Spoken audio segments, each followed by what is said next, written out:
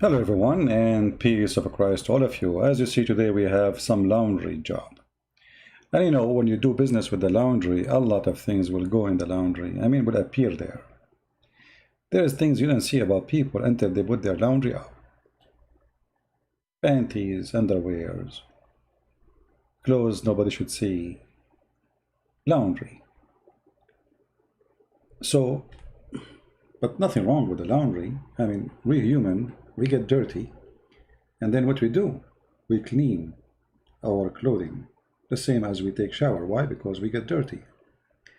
But the topic really today is not about clothing, it's about different kind of laundry. As an example, if we ask anyone, any Muslim, I don't know how many Muslims we have in the chat here, any Muhammadan, how Muhammad died.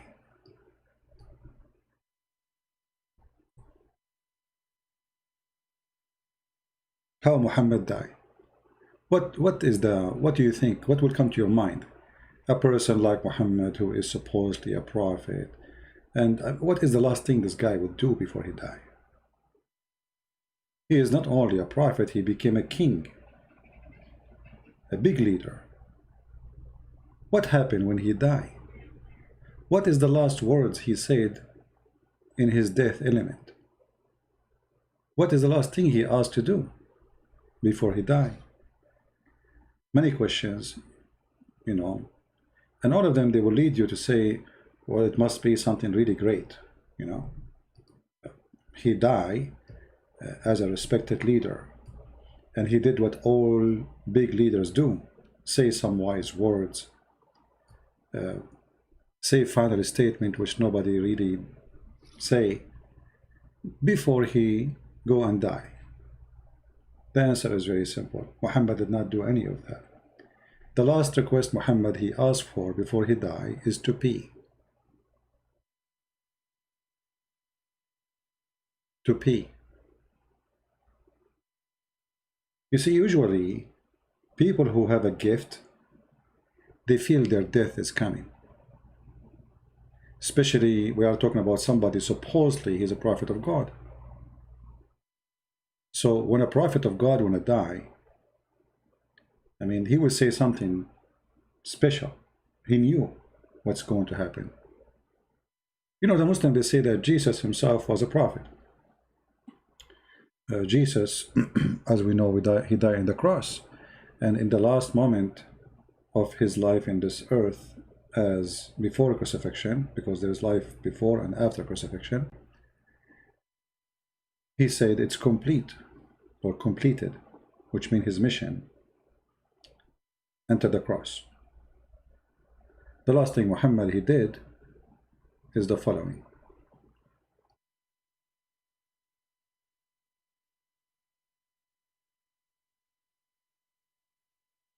Aishah, she said that they say that the Prophet made a will for Ali, but he called for basin in which he urinate. Then he went to flaccid suddenly and he died. Different hadith.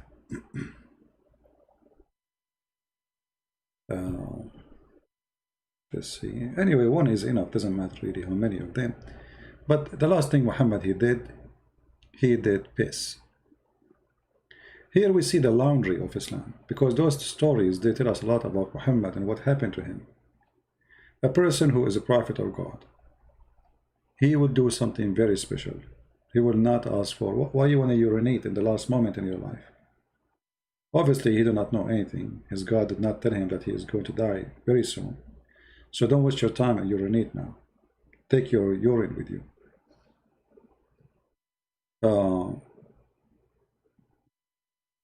Let us see different thing. If I take this word, dust, and I put the word dust here. Dust means like a big dish, wide open dish. Usually, like, you can use it for doing laundry or even cooking. One of the wives of Allah, apostle, joined in a tikaf, and she noticed a blood and yellowish discharge from her private part. And then she put under her a dish and she prayed. What is this? Why we are even reading this? That is the laundry. A woman, her name is Aisha. Let us assume that Aisha today is alive. How many millions will be subscribing to her account in Twitter or Facebook? And then now Aisha, she appears every morning or night, and she sends some news to the followers, the fan, the worshippers. And then she say, well, you know what, when we do, you know, etc., and we notice some drop of blood coming from our, you know, I mean, like here they are saying private part. Private part. Okay. And what is coming from there? Yellowish discharge. If you are a person who study medicine, I mean, if you're a doctor, you will know that this is about infection. Obviously, somebody is infected with some diseases. It might be sexual disease. Because why she have yellowish discharge? You can go and search some, do some search and Google. So here, this is the laundry of Muhammad is published, and the laundry doesn't make any good for Muhammad. The first question I will ask myself when I read this: what kind of a woman this woman is to go out and tell what is coming from her private part? I mean, what is the business of any of us? Why people need to know? The quality of the person is the quality of his wisdom, his talk. This is the wisdom of Islam. So now the prophet here, he hear his wife saying this. He don't get upset. The one they call him the prophet. You see, I'm calling him the prophet just for comedy.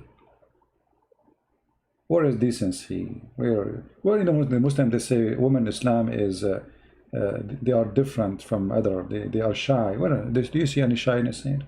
Talking about what coming from your private part.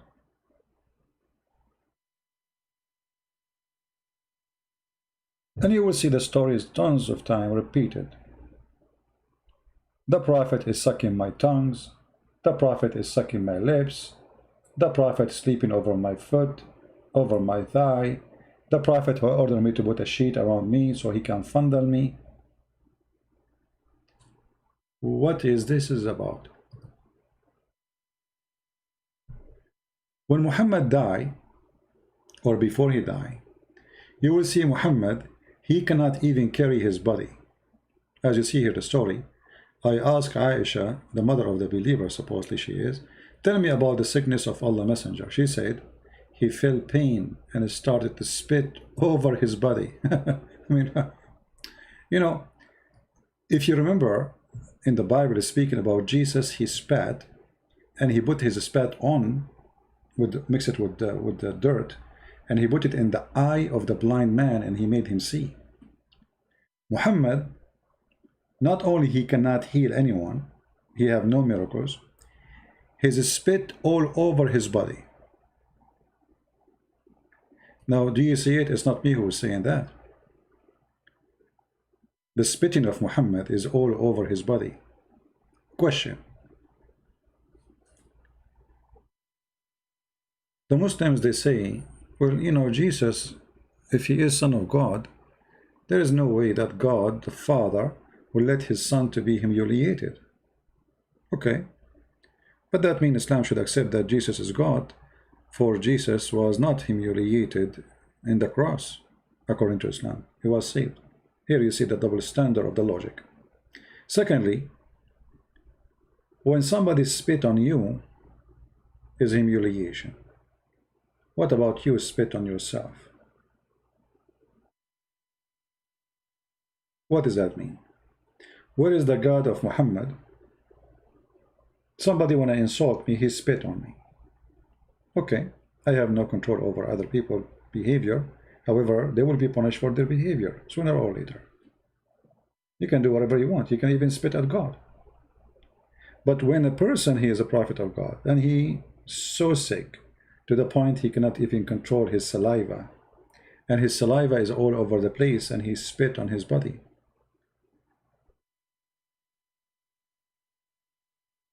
And then you will find that even his spit is weird. and we began to compare his spittle to the spittle of a person eating raisins. It's like a jelly. It's like disgusting. Something, it's not just a spit. It is something disgusting coming from his mouth.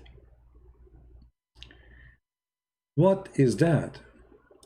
Why the honorable prophet, as Muslim they call him, and he is the most important person for Allah, as the Muslim they claim, how come he reached a point that he is spitting all over himself, and his spit is very ugly and disgusting? No answer. And here actually you will see even they are describing for you how disgusting his spitting. Look at this.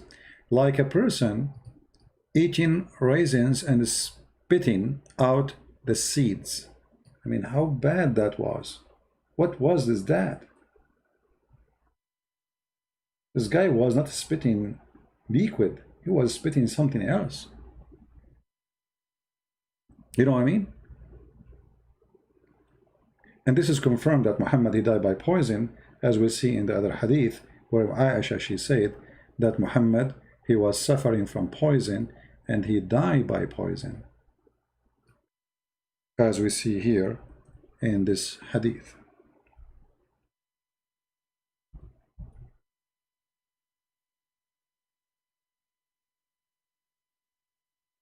The saliva of a person, many of you watch movies, you see when somebody, he is dying from poison, you will see like a foam coming from his mouth, right? It's like a foam.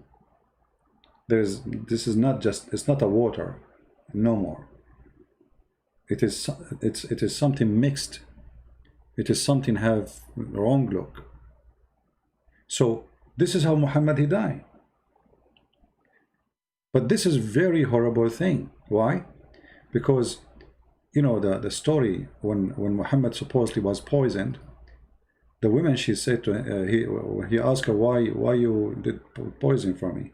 I mean, the guy, he killed her family, her tribe, he raped them, and you are wondering why you want to kill him? He said to her that Allah will not let you do it. Let me see if I can find the hadith.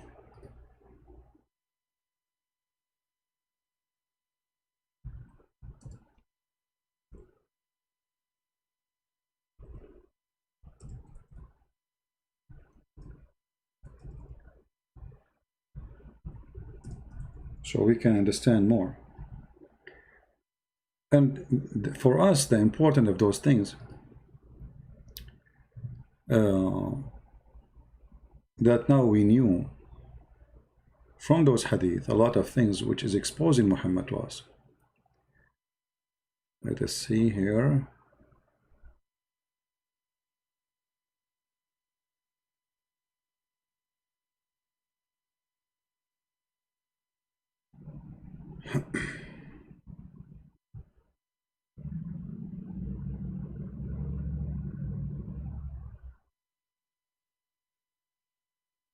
I'm trying just to find the reference.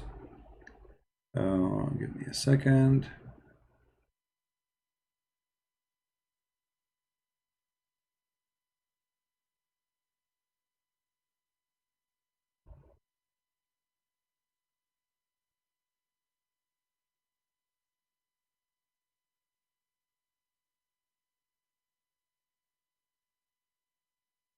Anyway, I will try to post it later, show it later. But anyway, Muhammad, he said to the women, actually you can watch videos of a Shaikh, his name Yasser Habib. He explained about this hadith, about the Muhammad, he said to her that Allah will not let you accomplish your mission, which means killing me by poison. But as you see, he died by poison. And the foam is coming from his mouth is confirming how he died. Now, the Shia, they accuse Aisha, that she is the one who caused the death of Muhammad, claiming that it's no way that a poison you ate way long before is the same poison killed Muhammad. They agree it's a poison. He died by poison. But they believe the one who killed Muhammad really, it was Aisha and Hafsa. So their parents can take over Muhammad, leadership, because it became a huge business. But those laundry, they are priceless, because when Muhammad he say, I feel as if my aorta is being cut off from the poison I ate at Khaybar, and he mentioned by himself that which poison is killing him.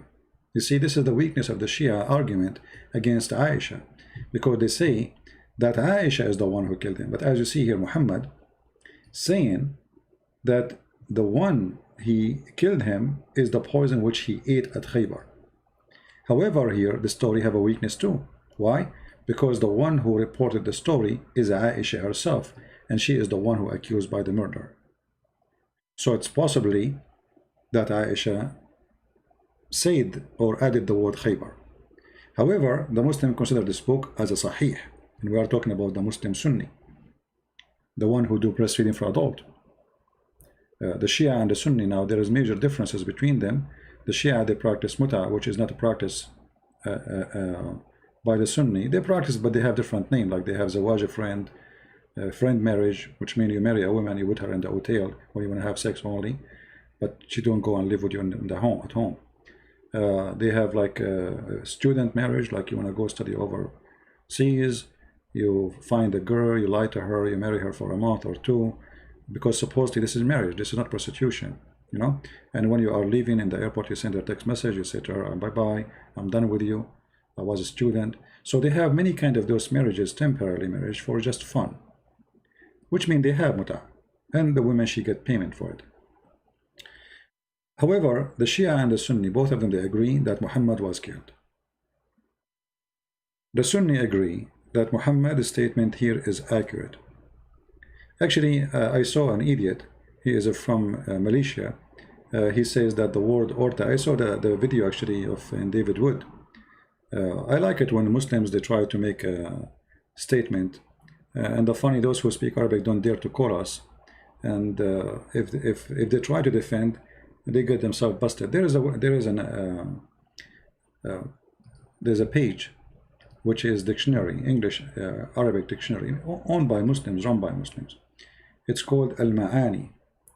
Let me see if I can open it. Here we go. This is Al-Ma'ani website. So here you can post any word you want, you can copy it, and you can find out what is really the meaning of the word. So as an example here, the word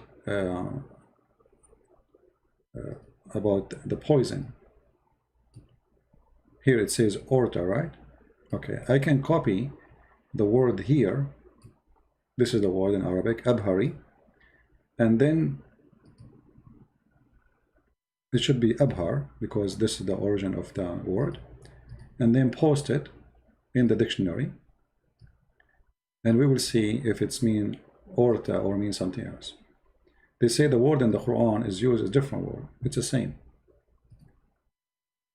Abhar is artery, aorta, which the blood carries from the left side of the heart. You see it? If we go to the Quran, we will find the same, different word, but it's the same meaning. Let us go to the Quran.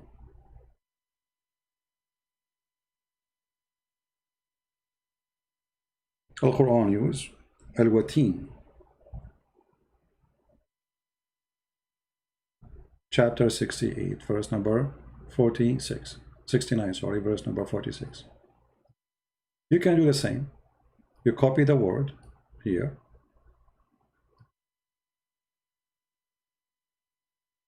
you take it to the dictionary, the same dictionary, the same page, we will not change anything, and we post the same word.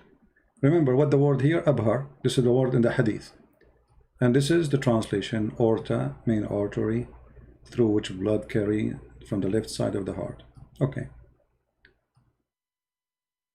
We will post now the word from the Quran, watin,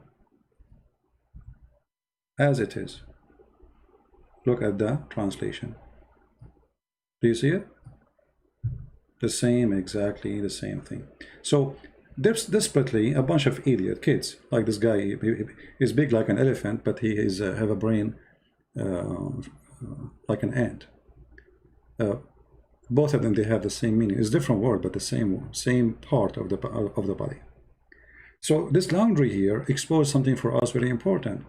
That this verse in the Hadith is saying that if Muhammad was lying, this is why this is important. It says here, تنزيل من رب العالمين ولو تقول علينا بعض الأقاويل لأخذنا منه باليمين ثم لقطعنا منه الوتين. What does that mean? Translation of the Muhammadan, which is funny. This message sent down from the Lord of the world. And if the messenger were to invent any of a saying in our name, we should certainly seize him from his right hand, and we should certainly then cut off his artery. Do you see it? So even the Muslim translation, in their own translation, it says the word artery. So this laundry exposed for us many things about Muhammad. Muhammad, before he died, he went to piss. Muhammad have dead dogs under his bed and he don't notice, which is telling me how stinky he is. I mean, if a rat die in the house, all your house will be stinky. So how about a dog is dead? And then the dog under the bed, and this is why the angels cannot get inside the house, which is very funny and stupid. And then we find that Muhammad died by poison, and he himself describing that his aorta is being cut off. But isn't it him who delivered for us a verse in the Quran saying that Allah, his God, told him that if Muhammad is lying, telling the people supposedly, if Muhammad is lying, I'm going to cut his artery. And then we find that his artery is being cut off. Now, here you might find some Muslims getting so smart. And I like it when Muslims, they get smart, by the way, because it's a comedy. And this is what they will tell you. They will tell you, well, the Prophet, he says, I feel as if my aorta is being cut off from the poison. Actually, it doesn't say I feel as. This is the translation. In Arabic it says, فَهَذَا أَوَانٌ وَجَدْتُمْ قِطَاعَ أَبْهَرِ مِنْ ذَلِكَ السُّمِّ. In this moment, my aorta is being cut off from that poison. And I changed the Muslim to say, I'm lying. Especially those who they say, I don't know Arabic, which is very funny. So, secondly, why Muhammad is mentioning the aorta if it's not the aorta? Number three, remember that Muhammad, he doesn't speak something not true. So if what happened to Muhammad not true, I mean, if he's saying this and it's not true what he's saying, that means he's lying. Or he is not what the Muslim claim, that he's always, his statement is preserved coming from God. Is a statement of truth and no mistake. There's no way that Muhammad was mistaken. If a Muslim accept here that he was mistaken about what happened to him, that means Muhammad can be mistaken about everything. Now I noticed, because this time is not the usual time for us, not many people here, please invite your friends and tell them that we are live on air.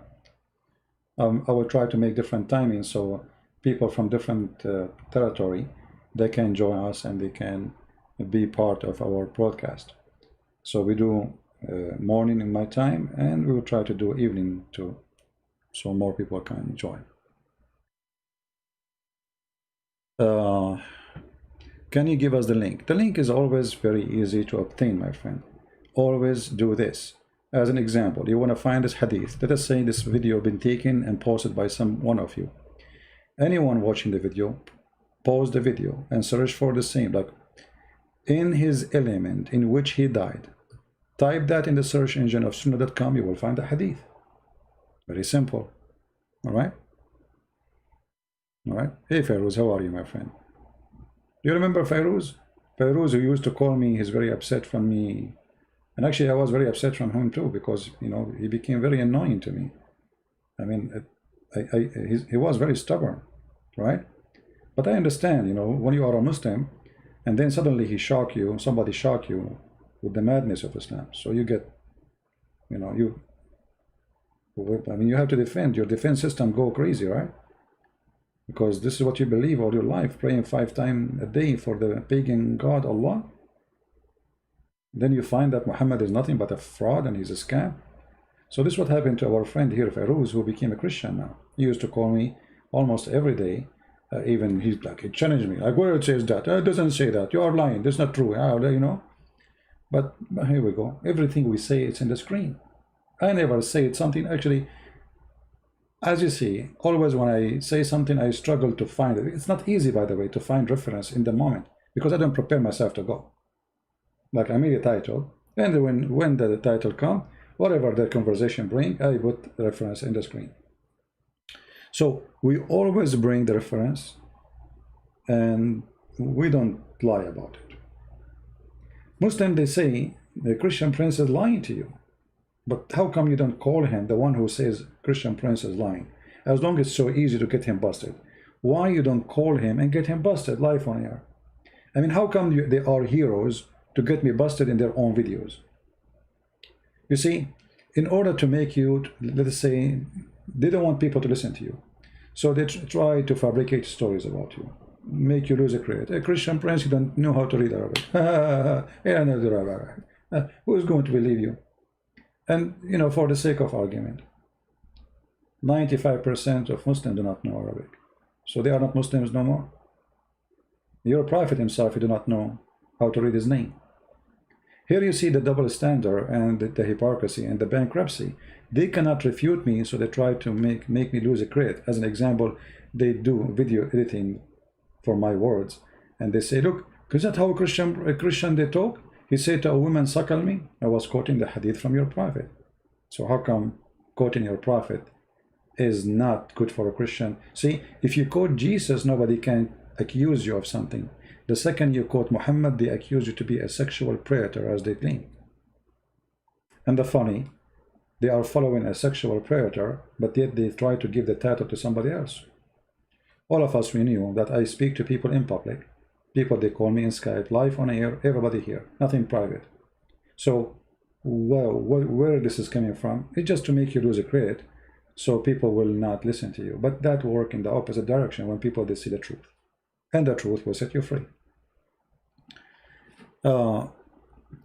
So, all this laundry, it might be, for a certain time, a good laundry.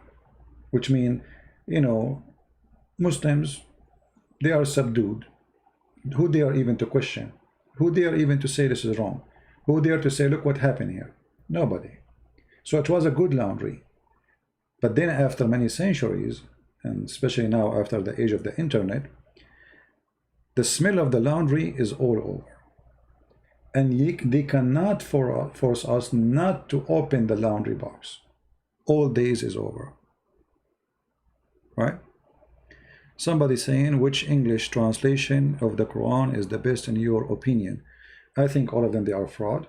But you can buy the translation of Osama Dakdok. For sure, it's better than all the Muslim translation. Osama Dakdok is a Christian. Now, you might find some verses there, I don't agree with it, but this is not very normal. I mean, people, they translate depend on their ability, and he do it according to his ability. But generally speaking, I believe the translation of Osama is very good.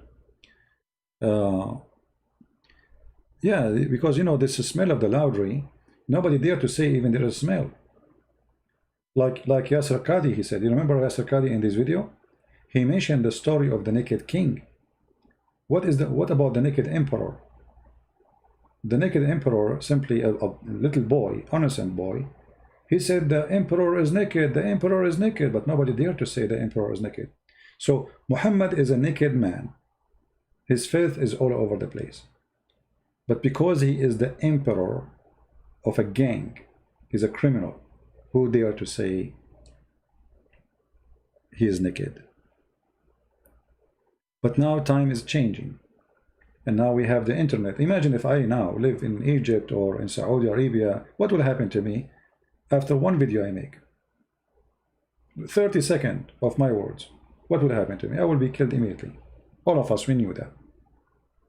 So they were able to uh, silence people for generations. Rarely you will find a real debate where the Christian, he is not going to be killed if he give an answer or refutation. Actually, I remember a refutation made by Ibn Ishaq, who is a Christian, a Christian, and he was working for the Caliphate. You know, the Caliphate don't trust Muslims, especially about money or about safety. They are secrets. So this Caliphate, he have a Christian man who he gave him a very important position. And then this Christian man, a Muslim sheikh, big sheikh, he sent him a letter asking him to convert to Islam. The Christian man, he answered him in a letter, which is, if you read it, you will die laughing. I mean, this guy, he humiliated Muhammad as if he don't live in Islamic State. It looked like this guy, he decided to, I don't care, they want to kill me, let them kill me. Now, when he did that letter, they try actually to make the Caliphate, nobody dare to touch him because he is the man of the Caliphate. But they came to the Caliphate, they asked him to kill him. The Caliphate, he cannot lose this man. He is very wise, very smart, and he need him badly, and they don't trust anyone. So he said, well, if you did not send that letter to him, you will not get that letter from him too. Anyway, I wish one day I can translate that debate, because it's very interesting how he make fun of Muhammad and how he not only cornered this big sheikh in the time of the Caliphate, he smashed him. He smashed him, and he actually, even he called Muhammad Sahibakum, which means your friend. He don't call him a prophet. About your friend, the one you want me to believe in him. I mean, look how he's talking. This guy is talking as if he is living like in a safe, secure place. When those are a bunch of criminals, they slaughter people for any reason. And he's a Christian, remember that. So this laundry is very important for us. You know, lately we heard people talking about the preservation of the Quran and how Yasser Qadi, now the Muslims are very angry from him because he said clearly the Quran really is not really, you know, we cannot depend in saying the Quran is preserved. And he said the whole system have holes in it, whatever. But preservation of the Quran is for our benefit. Which means, I wish not even a single word from the Quran or the Hadith is gone. But sadly, this is not the story. As an example, Umar al-Khattab, he said the Quran was more than 1,027,000 words, which means more than 80% of the Quran is gone. So the bigger the Quran, actually, the better for us to laugh. The more we will have comedy, and the more we will see and know more about the filth of Muhammad. The less pages we have in the Quran and in the Hadith, the less we know, and the less we'll laugh about Muhammad. As an example, as we see here, imagine if this, how important if this Hadith, I mean, if it's not there, we will miss a lot. You know what I mean? So it's for benefit of us as a Christians that none of the Quran will be destroyed and none of the Hadith will be destroyed. However, you need to notice that those who collected the Hadith, they themselves, they agreed that a lot of stories about the Prophet is being deleted, for it is not suitable to be mentioned or to be about the Prophet. So what we have today is about all the filter and all the detergent they use in the laundry, which means this is the clean laundry supposedly. This is the clean laundry, and look how dirty it is. So after the filtration, we have this. So what about before the filtration?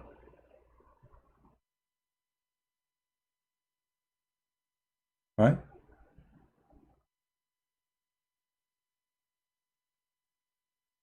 Do we have any Muslim have anything to say? Any Muslim have a comment about the laundry of Muhammad? This is my challenge to the Muslims. Name for me one thing, one book, a story. It doesn't fit under the category of laundry in your religion. Anything. Any Muslim can tell us?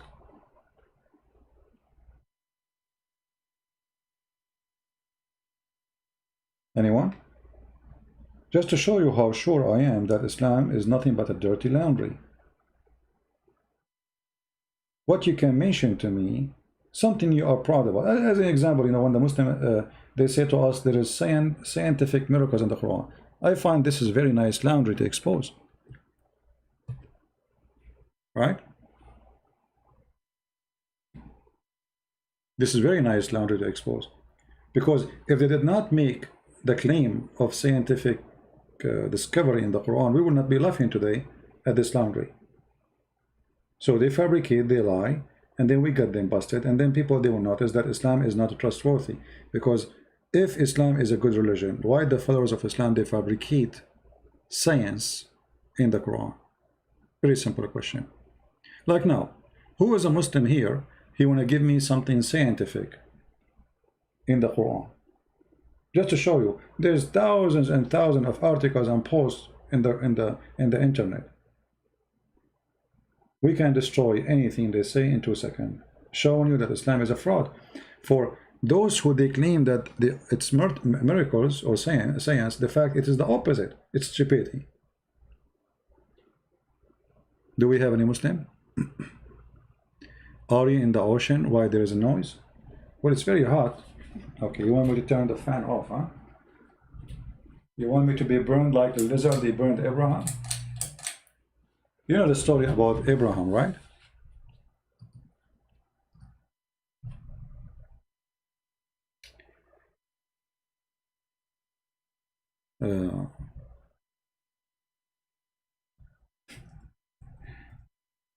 I mean, when you hear Muhammad telling stories, you ask yourself, I mean, those stories, I mean, how are we adult? Are we kids? Are we you know, are we idiots? How in the world can we believe in such a thing? That the lizard was trying to burn Abraham. And all the animals they tried to put the fire down, except Mr. Lizard.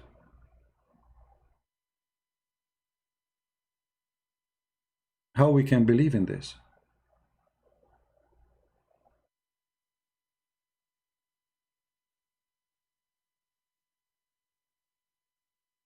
When the fire was made to burn Abraham, if a bird he fly from high place, he will be burned, became barbecue right away in as a chicken. And then the lizard, you know, is the one was behind all this flame. Like if you know, if you remember, if you go in the Quran where it says قُلْنَا يَا نَارًا كُونِي بَرْدًا وَسَلَامًا, you know, if we go in the Quran we will find the story here in chapter 21 verse number 69. You know, so who in the world is going to believe in this?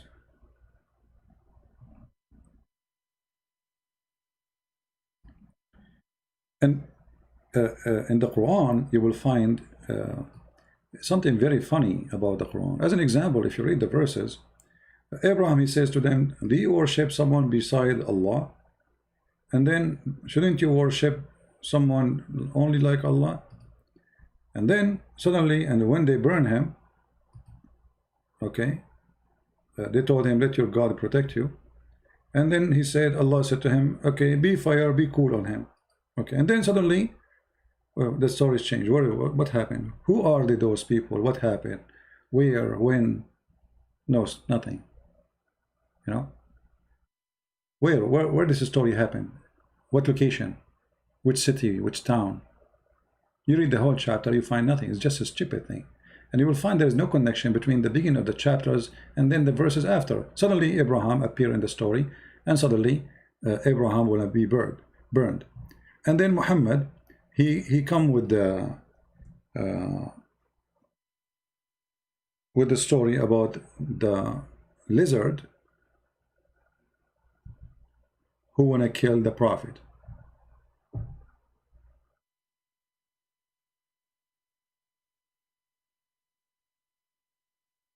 And this is why Muhammad, he said, the one who kill a lizard, if you kill him from the first hit, Allah will give you extra versions. He will give you extra reward. You know the reward of Allah. It's about 6 private part women, right? So if we go in the Hadith, let us see if we can find it.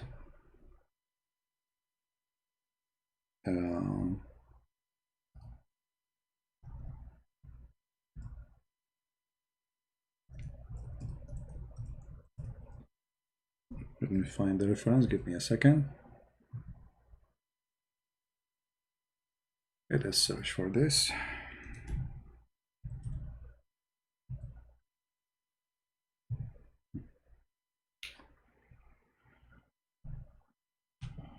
Here we go.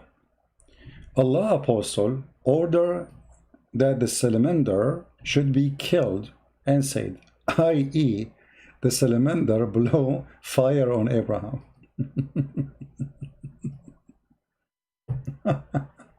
This is laundry. This is a priceless laundry. If we go just to search for pictures here, let us search for the what is called salamander. What is salamander? Because some don't maybe know what it is. Salamander. Salamander is a little tiny lizard, you know. You can hold it in your hand. It's very tiny. For sure, like this is not the same one in the desert. It's different color usually. It's, you know, it's not a big deal. It's a small tiny animal, eat insect. You can find it in the wall of your house if you live in a warm area like Indonesia. So how this salamander did try to burn Abraham?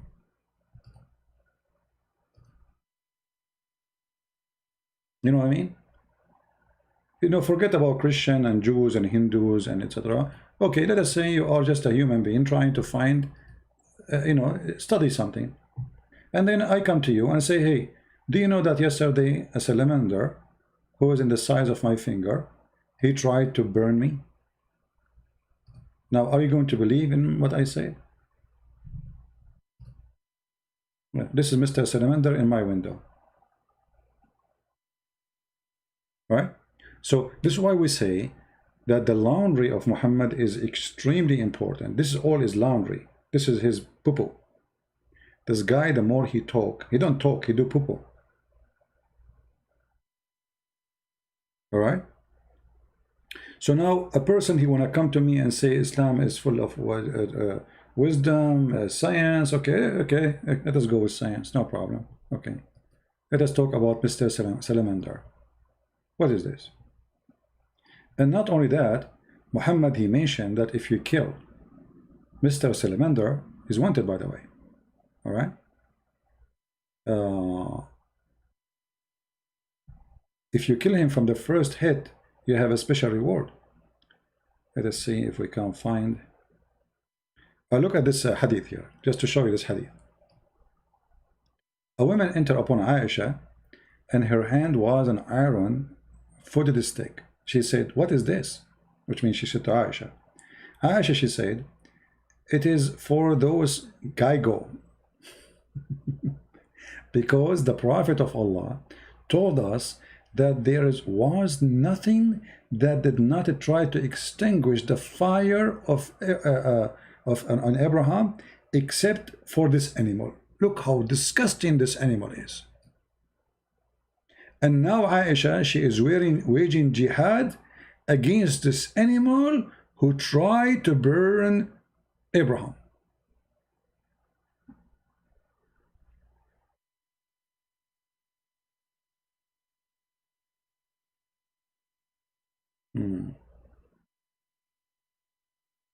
Do we have any Muslim have any comment? Yeah, Gaigo, yeah, Gaigo. Mr. Gaigo.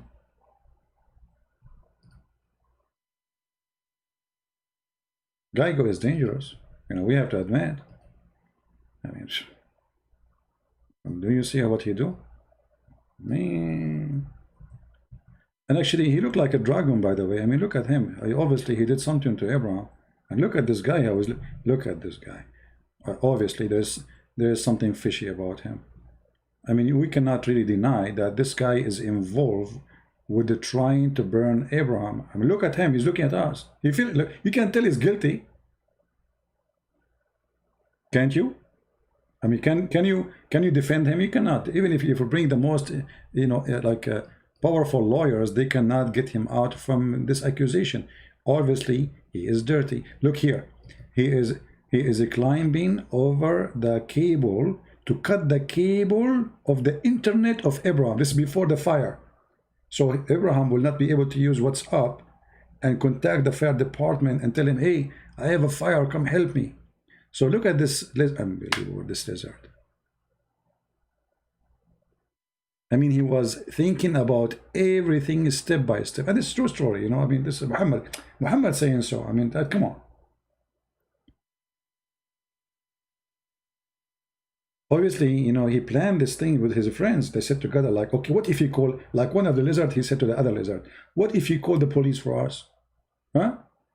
The other lizard, he said, hello, and he put his tongue out, like, you know, hello, how we can call? You know, in the time of Abraham, there's no cell phone. There's internet, but there's no cell phone, okay? Yeah, so, true story, brother. So, you know, brother, we cut his cable.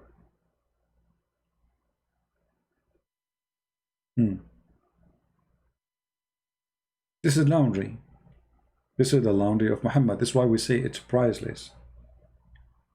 Just 2 days ago, we showed you the video of the Shaikh who explained how if you go inside the bathroom and you don't say a certain prayer, Shaitan, he play with your bum. He go inside your anus and he block it. Laundry. This is priceless. Or the Hadith, if you don't say a prayer, Shaitan, he will round himself around the private part of the man and he will be doing the women. That's laundry. Priceless. Or Muhammad is speaking about that if a man have orgasm first, the baby will be a boy. If the woman have orgasm first, the baby will be a girl. Will resemble the father or the mother. You know? This is all is laundry, and it's a priceless laundry. I'm so glad that this laundry is still there, dirty. And by the way, this is after cleaning, after many cleaning. Actually, Erdogan, the filthy Erdogan, he made a conference, I think 2 years ago. Every 2 years, I think they have a conference, trying to delete all the hadith, which is supposedly not suitable to be about the Prophet. They're trying to filter more, but it's too late. I mean, they are already there. It's impossible. Not in the age of the internet. They maybe they will be successful if they do that from the time of Uthman, or even maybe 200 years after, 300 years after, but not now. Now it's all over, published everywhere. Do we have any Muslim here have anything to say? How the Prophet, he knew this amazing stuff? How he knew that, you know, if a man have orgasm first, the baby will be a boy? That's amazing, so scientifically true. And by the way, if you don't know, most of Muslim women, they never have orgasm. Actually, even the wife of Muhammad, she never had one. Look at this. The hadith here prove it. Salim, she came to Muhammad, and here you notice what kind of society the society is. A woman, she knocked at your door and she said to you, hey Prophet, yesterday I was masturbating, touching myself. I was dreaming about a man doing boom boom. I mean, what kind of society we are talking about? Look at this. Salim asked the Messenger of Allah about a woman who sees in her dream something like which the man sees. What? What? What is it exactly? Any Muslim will explain to us? So a woman, her name is Salim. She came to the Prophet and she told him that she saw a dream like men they see. And what happened after? There's a water in her vagina. Read it. The messenger said, if she sees that she has this charge, so what we are talking about? What are we talking about? Orgasm. Masturbation. Let's make it simple. Literally masturbation. But I mean, why I need to ask Muhammad about masturbation? What is that? Okay. And what is the response to Muhammad? He said, if she sees that she has a discharge, then let her perform a bath. Okay, sound nice. Bath where? In the water of Bidah. Which one? Anyone remember? You see, this is the garbage, this is the laundry again. Muhammad, he ordered the Muslims to wash themselves with water have dead dogs and women blood from period. So when you say the Prophet says, he said to her, wash yourself, take a bath, you ask yourself, wow, that's good. Take a bath, right? But then you will notice that the bath Muhammad he was referring to is taking water from dead dogs. There's a little dirty water like in the size of a jacuzzi, where the Arab of Quraysh, they throw their garbage and their dead dogs, and women, they throw their rags from their menstruation. So Muhammad, he take a shower there. This is the laundry. See, this is literally the laundry. Now, if we go back there about the previous hadith, so then let her perform bath. Salama said, and this is the wife of Muhammad, oh Messenger of Allah, does it really happen? Well, what does that mean? Does it really happen? She's asking, do the women have this charge? Do you see it? Okay, how a woman, she is married to Muhammad, she don't know that women, she have this charge. Any Muslim can tell us?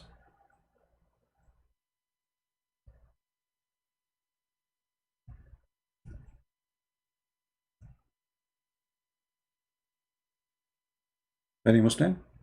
How the wife of Muhammad, she never heard of a woman she have orgasm.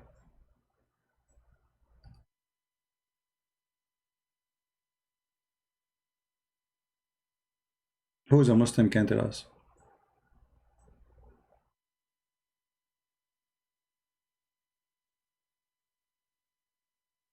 Anyone? So when we say that Muhammad he have a sexual problem, it's obvious. You see, whatever Muslim they say about Muhammad, obviously Muhammad he cannot have sex. I think he cannot have sex. The woman she is asking, do really such a thing happen? About what? About discharge. He said yes. The water of the man is thick and white, and the water of the woman is thin and yellow. Okay. So how come Salama, she never heard of the water of the women? She is a woman. She is the wife of Muhammad. Muhammad was doing what in the bedroom? Watching cartoon? Going live like Christian Prince? He have no time for his wives?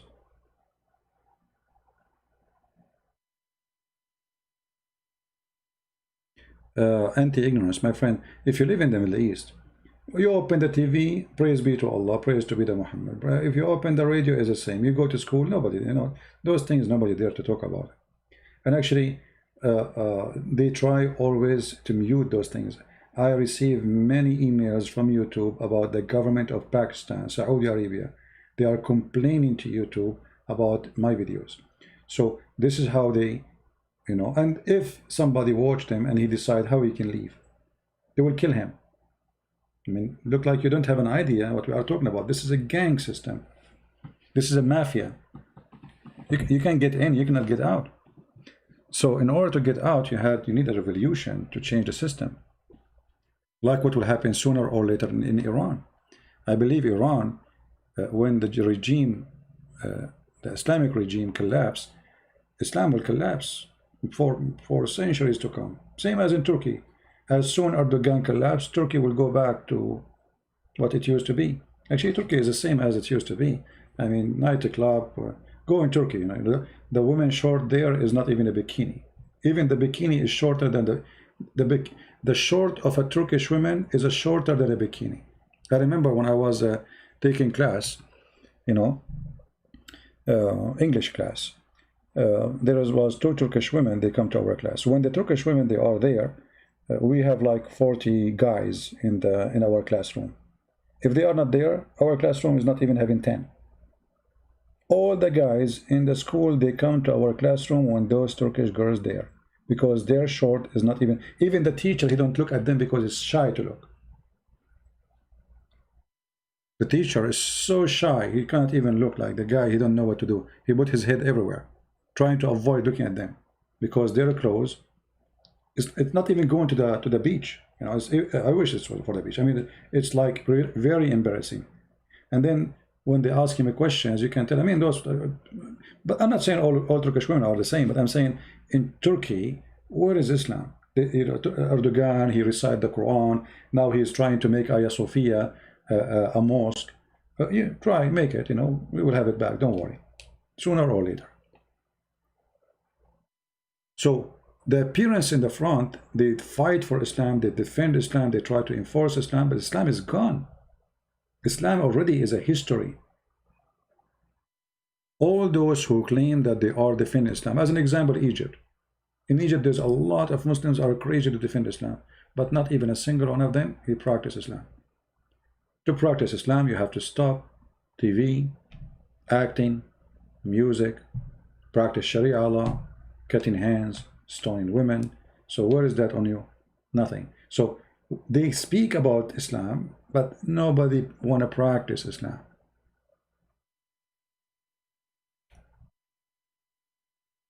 No problem. See, when they campaign not to watch my videos, more people come and watch my videos. Like, you know, like now we have, because this is the wrong time for me, this is not the normal time, that's why I don't have too many.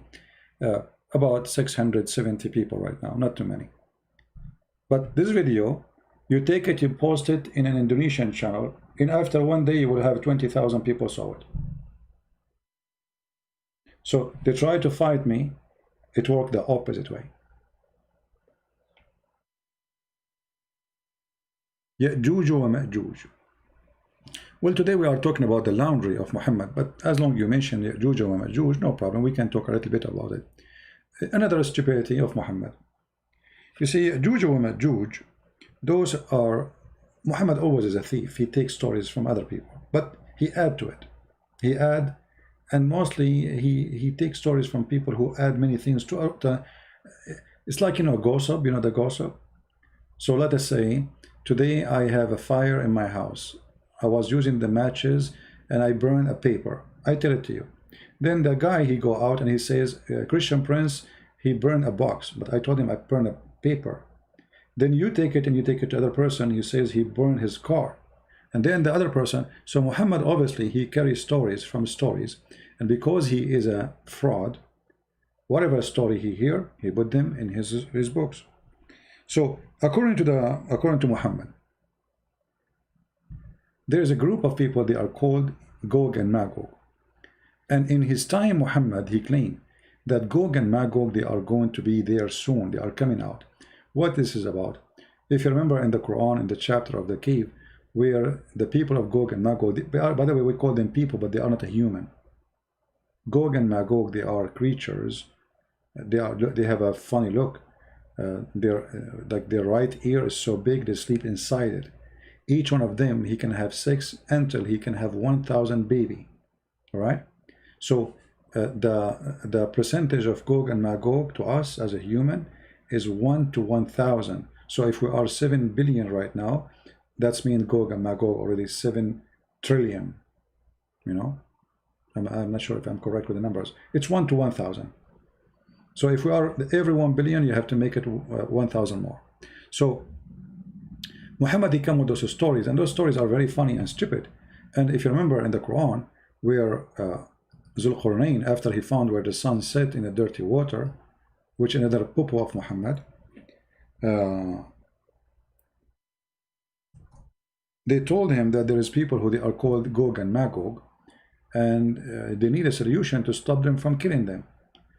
Chapter 18, verse number 94. So they told him, can you build a dam for us, between us and them? And then Zulqarnain, the man with the two horns, even the name is horrible, he built a dam between them.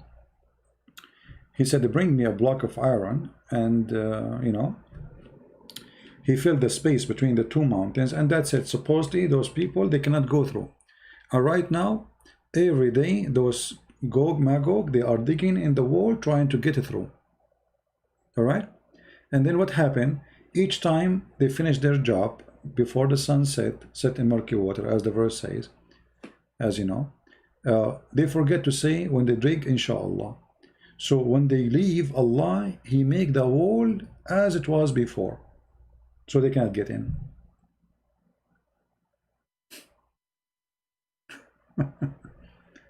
If you don't believe me, Muslims, you can read this story in the Hadith. In the Hadith, your Prophet, he mentioned how Gog and Magog, they keep digging, and the problem is each time they dig, they forget to say before they start, inshallah, or at the end, inshallah, tomorrow they will come back. So their work will work, will happen. If you remember when I spoke to Mimi Susu Hijab, I asked him, why you did not say inshallah? Many people thought, like, what a big deal. For Muslims, this is a big deal. As you see, you cannot be a Muslim, you don't say inshallah. So according to Muhammad, Gog and Magog, they keep digging every day to see if we can find the story. See here, it says 1,000 from them, one of you. See, this is the ratio between, or the average, sorry, between the ratio between them, between the human and the Gog and Magog, 1,000 to 1 from us. Let us see. Let me take the screen off so I don't hurt your eyes when I'm looking.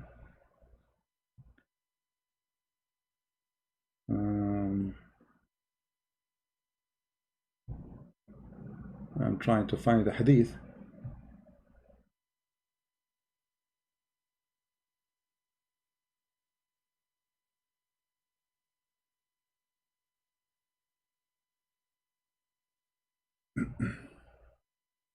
Let us see here. Hilarious stories. Islam perfectly made by a fool for the fool.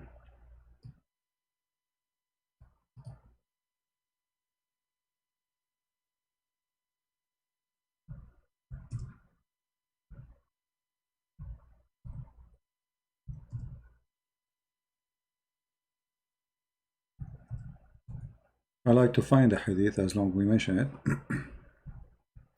because it's very funny and very stupid.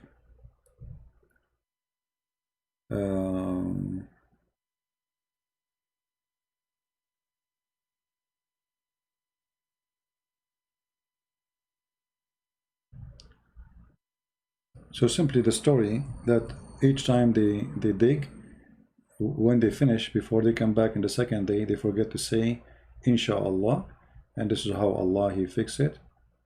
He fixed that hole they made.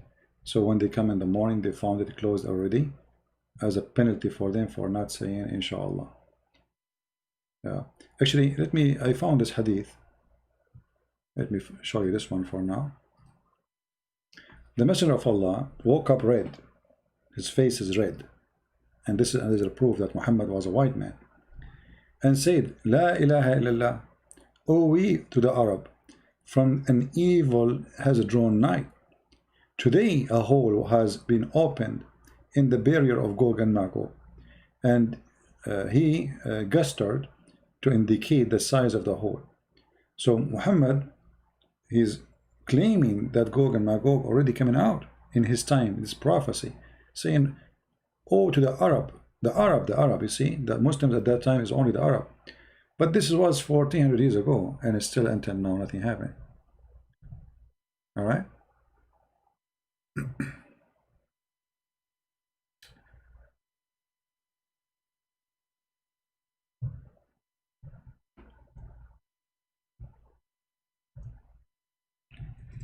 Let me just see.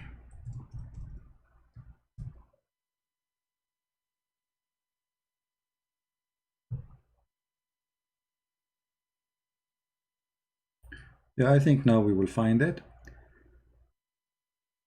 I hate to mention something without giving reference, because as you know, we show reference in the screen, and yet the Muslims, they say he's lying. So what if about we don't show it?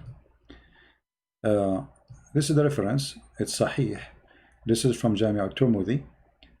It says here that, you know, in that day, those people of Gog and Magog, they keep digging until the, you know, the night come. And then their leader says, go back so you can penetrate in it tomorrow. Penetrate where? In the wall which is built by the man with the two horns, the Prophet of Allah, the one who found the sun set in the murky water. And then he mentioned that if Allah wills. When he mentioned if Allah will, they will find the hole left as they left it, which means all the time they were digging. Each time they dig, so they go back in the second day and they found that the hole is fixed. Allah, he fixed it. Why? Because they are not saying inshallah, if Allah wills. But when one day their leader, he remembered to say that word, and then when they come back, they will find the hole in the dam is not fixed, so they can go through. Now, who in the world will believe in such a garbage? It's just about saying inshallah. You know what I mean? And then they will go and they will start attacking the Muslims and the Arab specifically. And not only that, they will attack Mecca, and then the Arab, they will use the arrows of those Gog and Magog, and they make fire from it for 7 years. Arrows. Is that enough to prove that Muhammad is a false prophet? Is it? Because you see, a Muslim can say it's a missile, but it says they will make wood for fire from it for 7 years.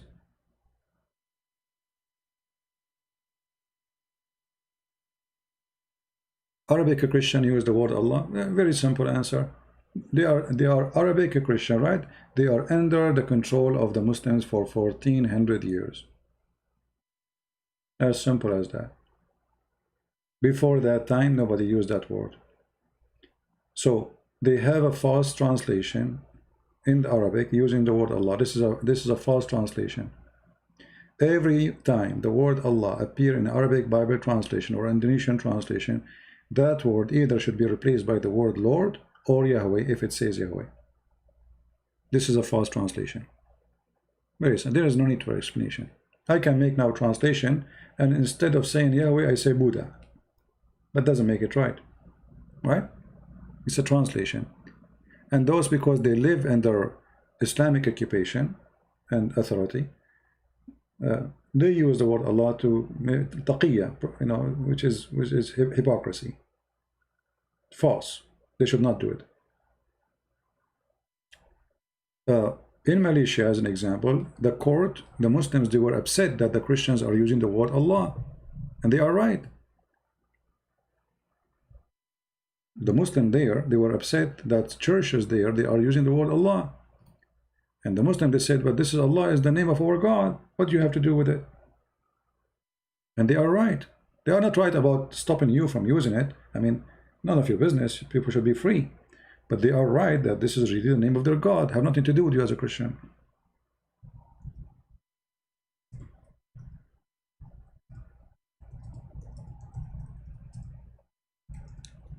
So they made a court order that the Christians are not allowed to use the word Allah in their Bible or in their churches.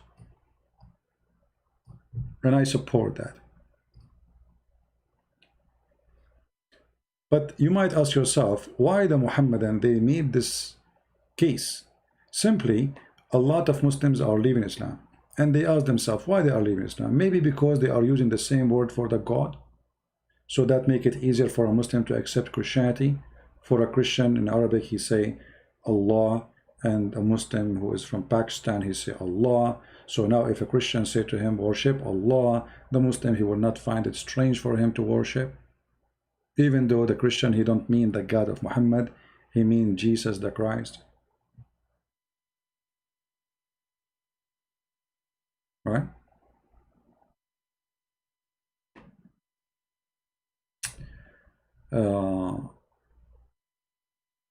Allah is also used other Christians as God. How is it? Where is that? What do you mean? What do you mean Allah is also used other Christians as God? I just told you, anyone who use it, those who use it is people who live under the Islamic authority. Even if you go abroad, you live all your life in the Middle East or Indonesia, you learn to call him Allah, so it became part of your culture. But this is wrong. Again, the one who is saying can we have the link, my friend, just type in Google the same title you see. Anything you see on the screen, you can type it, you will find the reference.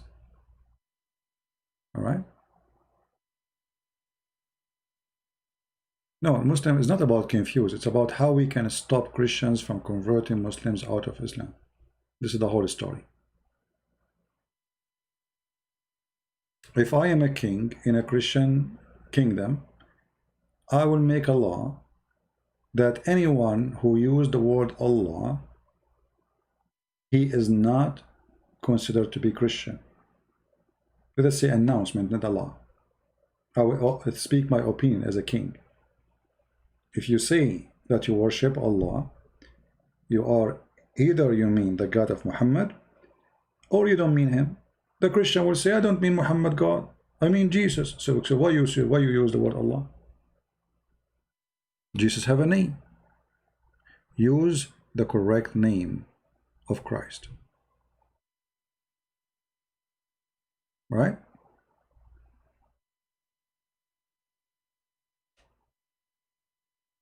You know, if you grow up in a society and they are practicing something wrong, regardless if they are Christian or Muslims, why would not follow blindly, you know, what is wrong? Right? What about priests who help Muslims to write the Quran? This is not a priest. You see, Waraq ibn Nawfal is not really a priest. The Muslims, they say he's a priest. This is a guy who believes in a cult. You know, he joined the Nasara. Priest for who? We don't know. Where is the church? We don't know. We don't know. And what? So what if he's a priest or not? I mean, isn't it? There is people who there's people right now as we speak. They fight Christianity and they claim to be Christians. There's a priest who they are child molester like Muhammad. Correct? Priest, it can be the devil himself coming as a priest. Jesus said, you know, be aware of false teachers who will come to you in the clothes of a sheep, but they are wolves. So for us, we don't care who is a priest or is not. If somebody he is a pope or he is a bishop or patriarch, he is from Protestant or Orthodox or Catholic, we don't care what church you go to. The Messiah said that from their fruit you shall know them. The second you support the filthy Muhammad, you are a person belong to the filthy Muhammad. Obviously, you are an antichrist. The Bible says it clearly. Who is the antichrist? Is the one who denies the Father and the Son. So when there is somebody who is a priest, he says Muhammad is a good guy, and he worshipped the God of Abraham. Obviously, he is teaching script or manuscript which is not in the Bible, which is from other book. And the Bible curses those who bring other script other than this. All right?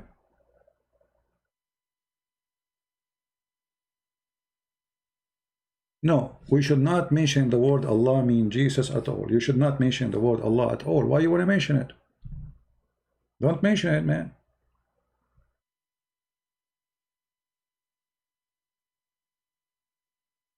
All right? Yeah, there's a lot of people, they are fraud. You know, don't be misguided by titles like priest or rabbi. There are a lot of people doing business.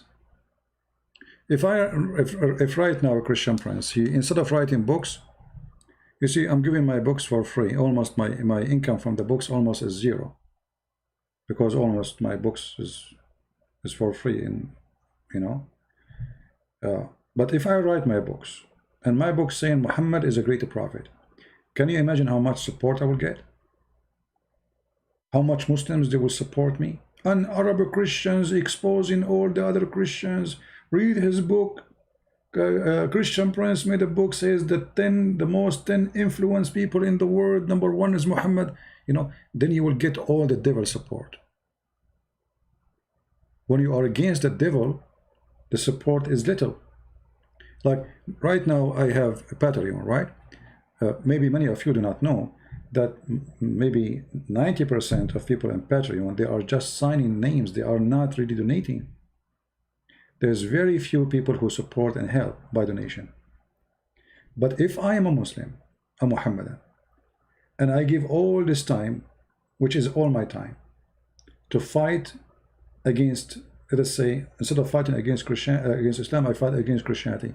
Can you imagine how much support I will get?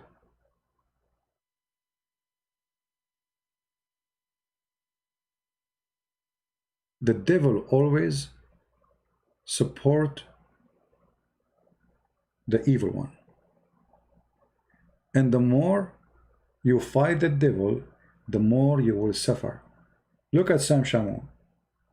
Sa'd As-Samman, he don't even have a house. Poor guy. This guy, he don't deserve that. All the work he did, he don't get support. David Wood, I mean, maybe now he is doing better. So you will see that those who fight the devil, everything go around him. If this guy now, Sa'd As-Samman, he want to apply for a job, who want to give him a job? Nobody. People will be worried about having him in their company. How he will make living. Who is going to support him? So not only he have to worry about his safety, his security, his family, and now even money he don't have in his pocket. Why? Because he is fighting the devil Muhammad. And the same for the rest of us.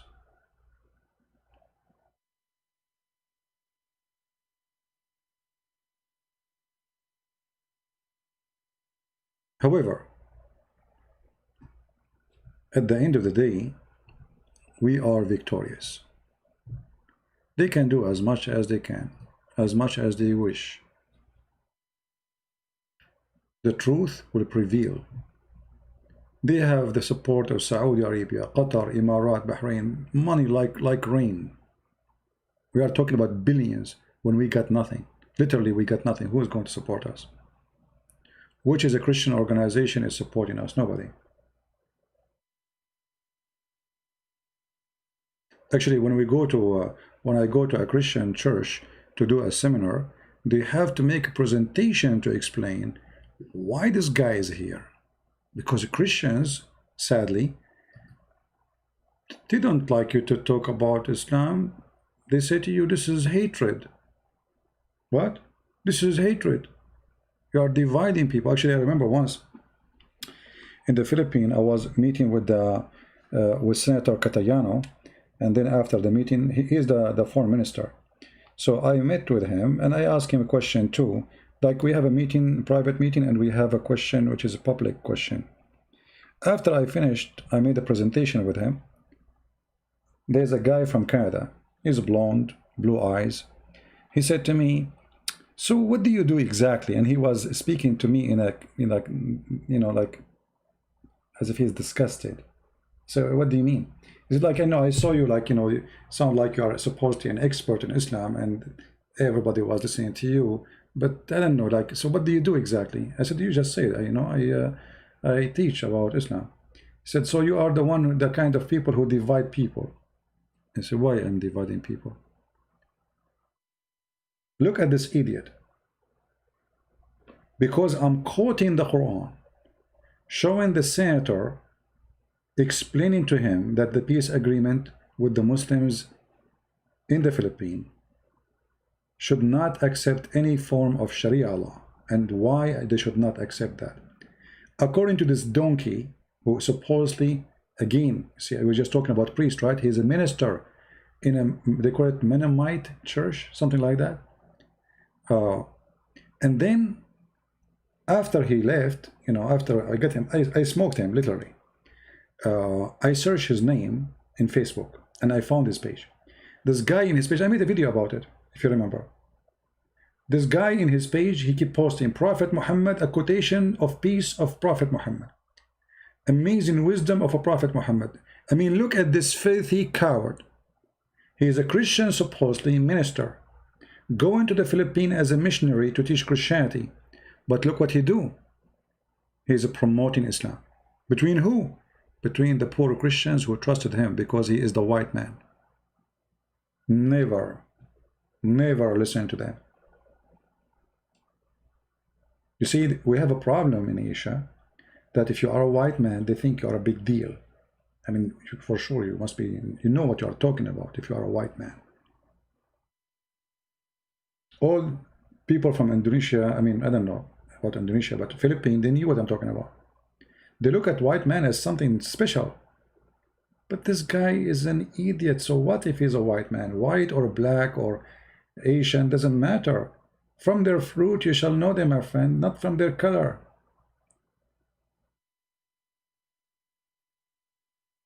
So I made videos for him. I spanked him hardly. I tortured him.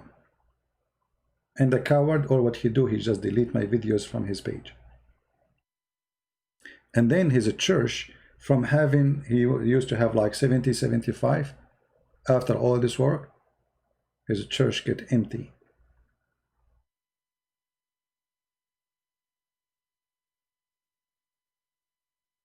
So, you know, we have to be careful. Not everyone say to me, Lord, Lord, will enter the kingdom of my Father. There's many people, they claim to be priest, they claim to be bishop, but they are fraud. They are fraud. Anyone who teach something against the teaching of the Bible is a fraud. And the Bible is so clear. Anyone deny the Father, the Son, he is Antichrist. Muhammad, according to the Bible, is the liar and the Antichrist. Now, there's the Antichrist and Antichrist. We can say Muhammad, at least he's an Antichrist. So if a priest, he come to you and say, oh no, Muhammad worship the same God, obviously he is not a priest of Christ, he is a priest of the devil, for the Bible is so clear.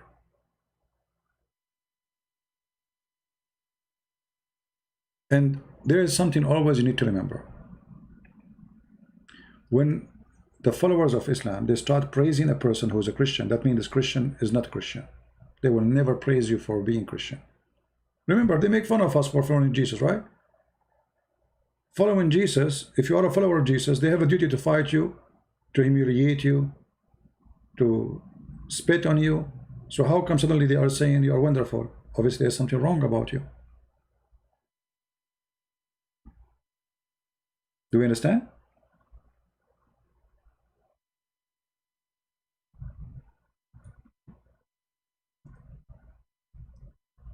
If Muslims ever start saying, Christian Prince, you are wonderful, you should not listen to me anymore. Never.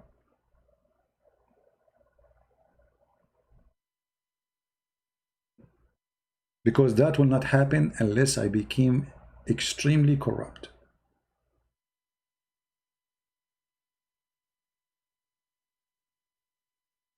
Do you understand me? The second they praise anyone who is a Christian, it means he is no Christian. He is a fraud. The devil will not say good words about you unless you are a fraud. And the Bible says clearly, who is the one against God? Right?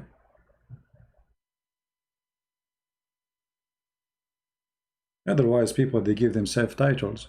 You know, I go in the Philippines or other country, they say, so what we call you, a minister, are you a priest? I said, no, I am no one. I am just Christian Prince. I said, no, we cannot call you. No, we have to call you. I mean, you are teaching us. I said, I am no one, my friend. What teaching you? I am just a brother. I am no one. Why I want to seek titles?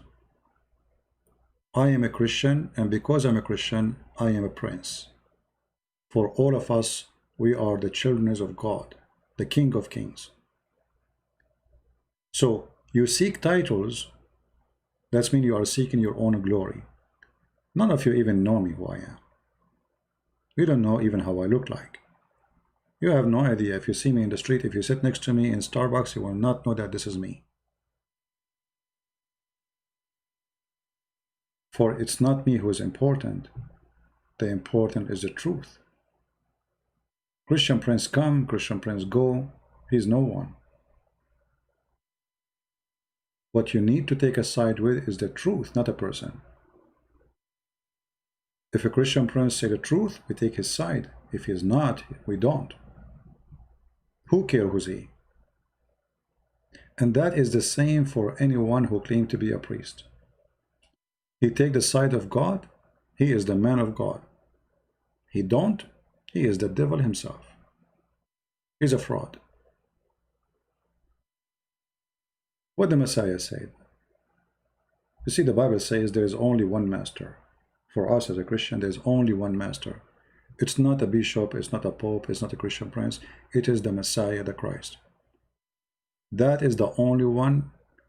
He can order us. No man can order us. And the order of Christ is so clear.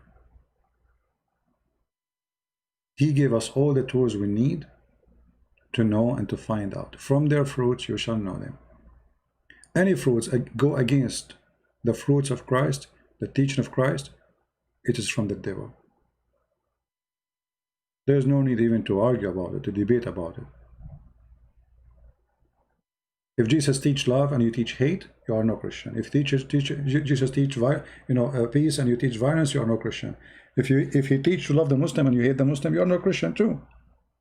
So, but if you teach that Muhammad is a prophet, obviously you are no Christian at all, and you are taking the side with the Antichrist.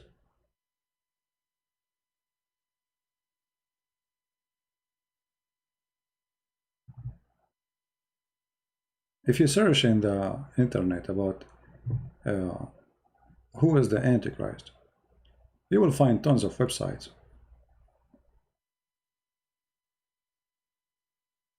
showing you verses from the Bible. I just did the same here, and you will find that all of them, they fit fine perfectly with Islam and the founder of Islam.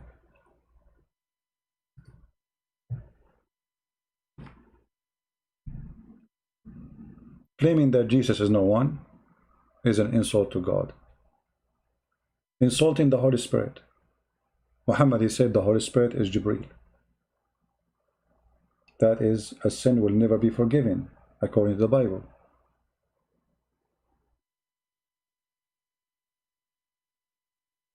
So there is many, like here they are saying, the Antichrist. Remember, I am not saying Muhammad is the Antichrist. I'm saying Muhammad is Antichrist. Muhammad is too small to be the Antichrist. So he is an Antichrist by his teaching, for he teach everything against the Christ. Christ is not divine. Christ is just a man. Even Muhammad the filthy, he want to sleep with the mother of the Messiah, which is showing us how much he is Antichrist.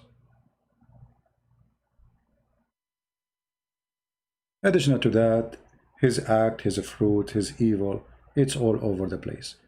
Again, from their fruit you shall know them. Do we have anyone have a question?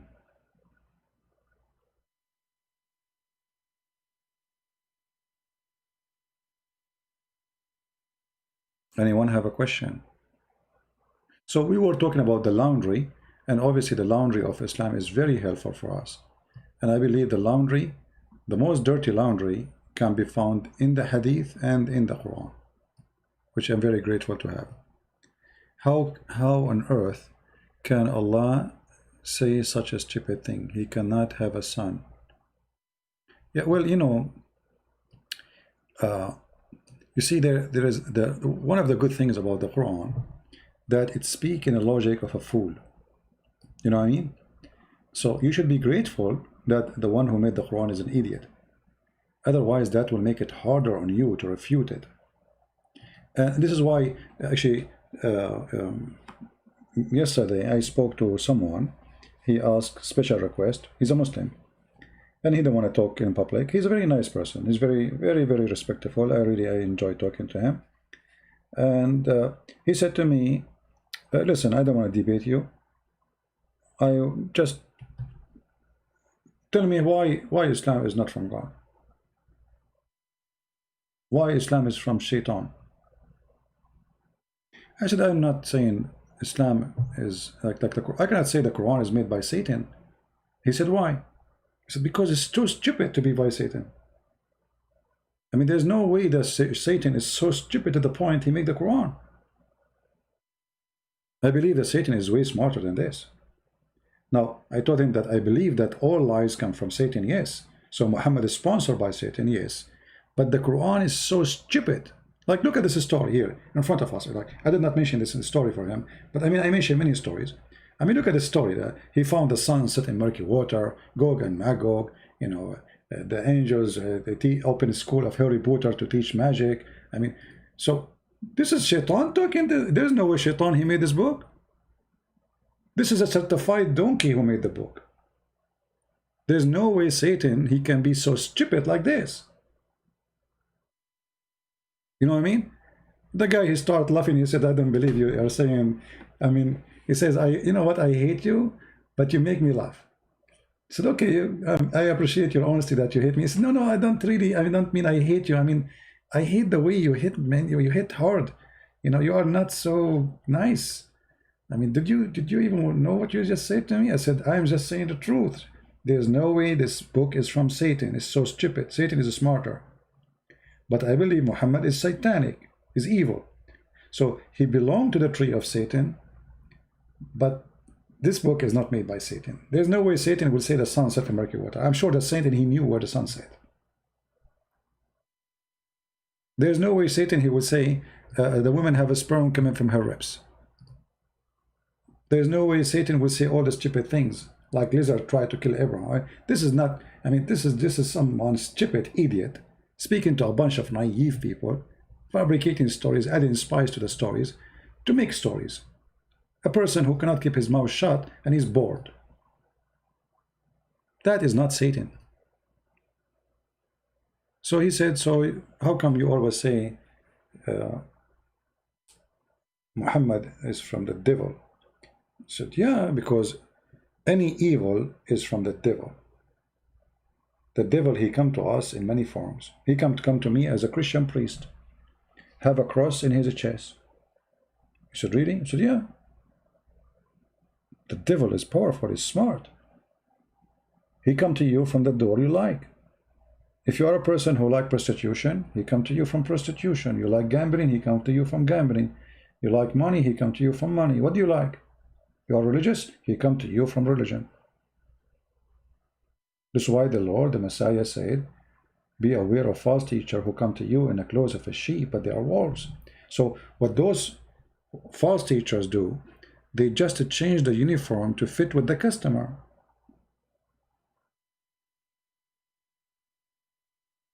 Right?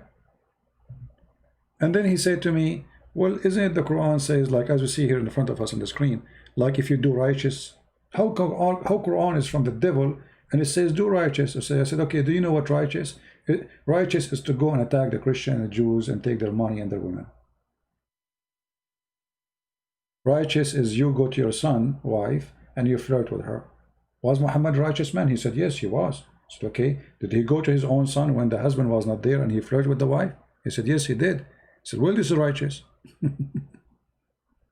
If Muhammad is the most righteous man between all of you Muslims, and he went to the house of his own son, and he flirted with the wife, and later he slept with her, where is the righteous man? Allah split the moon. As I know, the moon is still there, and it's not split. Actually, if I look from my window, I will see it. This is another stupid story. You see, like if you go to the chapter of, this is why I say that the Quran cannot be made by the devil, for it's so stupid. But it's devilish book, it's full of lies. But if you go as an example to the chapter of Al-Qamar, you know, where it's speaking that the moon is split. I mean, this verse alone, this chapter alone, is stupid to the point, exposing Muhammad right away. Why? Because if you are saying to me Judgment Day is near and the moon is split, that means Judgment Day started. And all what happened is just eclipse. And Muhammad claiming that this is the moon splitting. There's no way the Satan, he will say such a statement. And by the way, Muhammad, you remind me of Jehovah's Witnesses, who every few years they make a new date for the Judgment Day.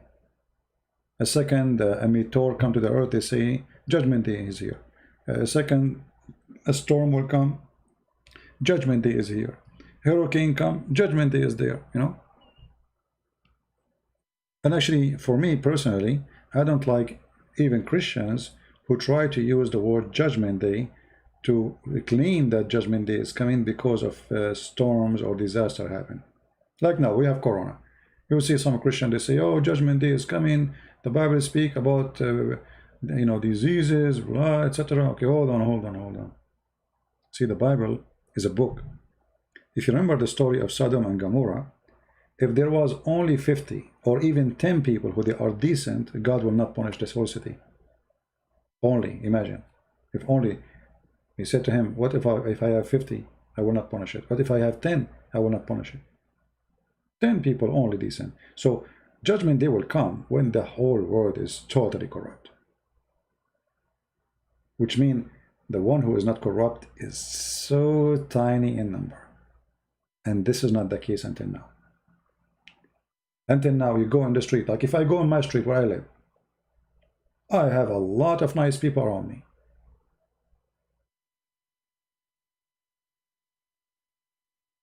Very beautiful people. Neighbor who care for what I am. Where are you? Would not see you. Neighbor cut my grass. Neighbor bring me flowers to plant in my yard. Neighbor bring me tomato he have in his yard. I mean, a lot of beautiful people around you. So we are far from that day. People who they are here supporting me. People who's making donation. People who's translating my videos. So you see, to speak about Judgment Day, we want to come to the point. If somebody speak about Jesus, nobody want to hear his voice. He will be like a lonely person in the desert. You know what I mean? So some, same as Islam, same as some they claim to be Christian, they try to scare you about Judgment Day, so you give donation, like call now, give us this our phone number, make donation now before it's too late. What too late? What does that mean? You can bribe God, so you give donation, that's it, you are saved. That is a scam, right? You know what I mean? If you give donation to Christian prince, you will not go to heaven. This is not what will take you to heaven. Jesus said, from their fruit you will know them, but you cannot bribe God. So what, you give donation, you go to heaven, that's it? No, there's many things you need to do in your life. So those people who try to scare you about Judgment Day, trying to make you make donation, etc. Oh, donate now because it's going to be too late, blah, blah, blah, blah. Call our number right now. And this is going to happen between Muslims, Christians, all religion. This is a fraud. This is what? This is a fraud. Donating to me will not take you to heaven, my friend. Never. That is the reason to donate to me. Donate to me is you supporting me for what I do.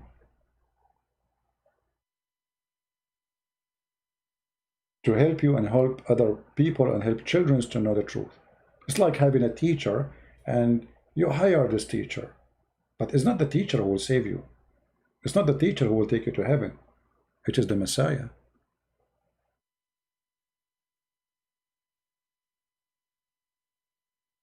But we do the right investment and we do wrong investment. So either we spend our money in something foolish and stupid, or we spend our money in good investment so we can make the world better.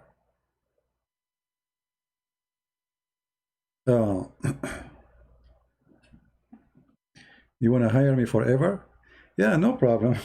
As long I am not for hire by men, I am for hire by the Lord. All right, no man can hire me, my friend. With my respect to you, I know you like to support me. I understand what you are saying.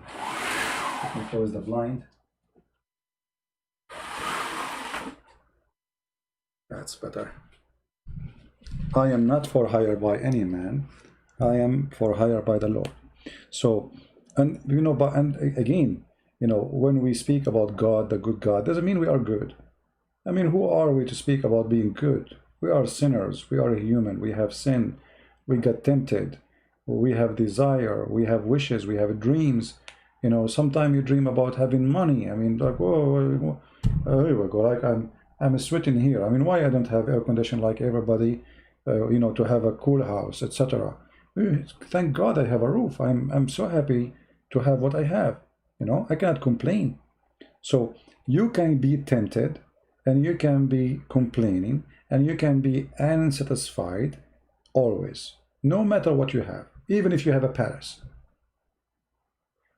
A wise man and a wise woman, they should appreciate what they have, for what they have is priceless. Some people don't see it, don't notice it. I have a cup of water, have little water in it. I really appreciate it. My voice is gone, my throat is dry. So imagine if this is little water is the last water in the world. Can you imagine what is the price of this water for me? Priceless. It's just a little water. So here you learn how you appreciate things, which is really, usually, we don't appreciate. Because without little water, you die. Your voice will not come. Your eyes will not function. You will become like a tree, losing its leaves. So we don't appreciate things around us. And this is number one problem for us. Muslims, they claim they appreciate, but the fact they don't. Muslims, they have an idea that we being victorious is about forcing people to be subdued to our belief. But this idea will not make you victorious, will make you hypocrite. And this is exactly what happened to Islam. You see, Muhammad, he said in the Quran, that when victory came, people, they enter into Islam by waves.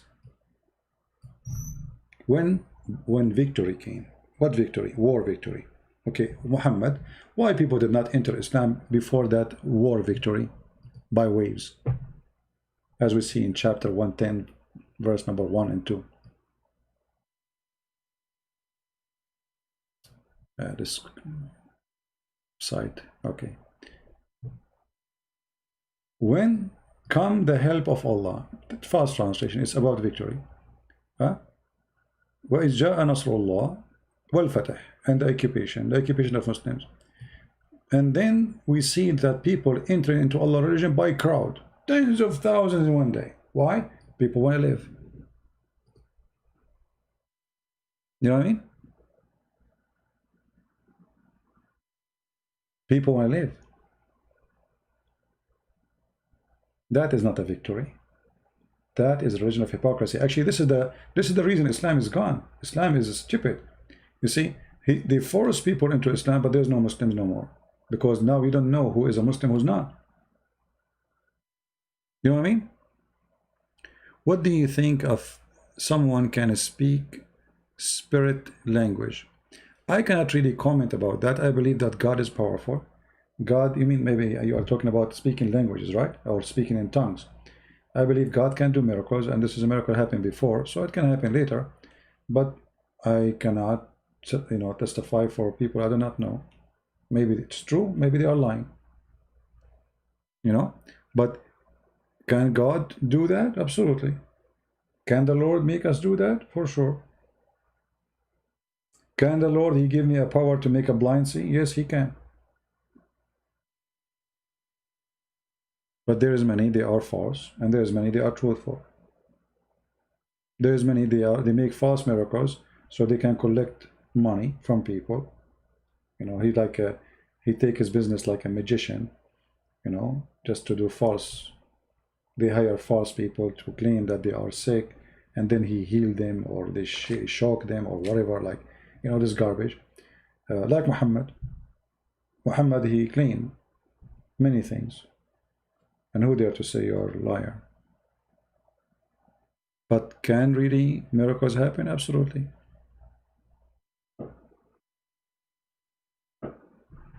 How can I help someone who already prior with me to Jesus yet is a Muslim and a friend difficult to make move because of what if feeling? I'm not sure what do you mean Max.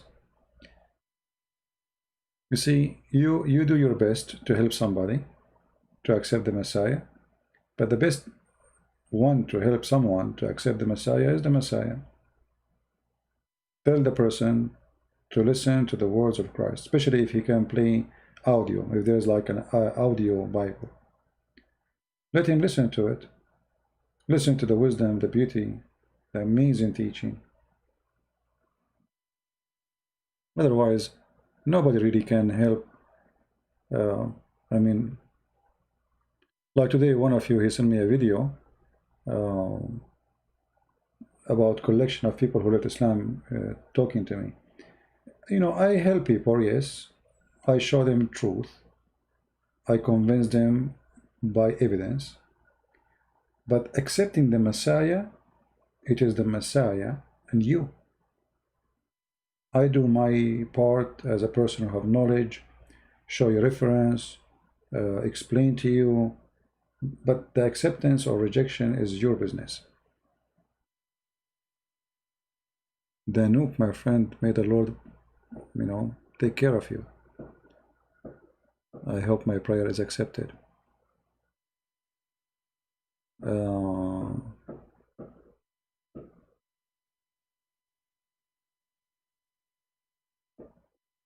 Do we have anyone have a question? See, today we don't have too many because this is not the time usually I go live. Usually I go all morning in my time, but doesn't matter really, so we can get people from other places. Okay.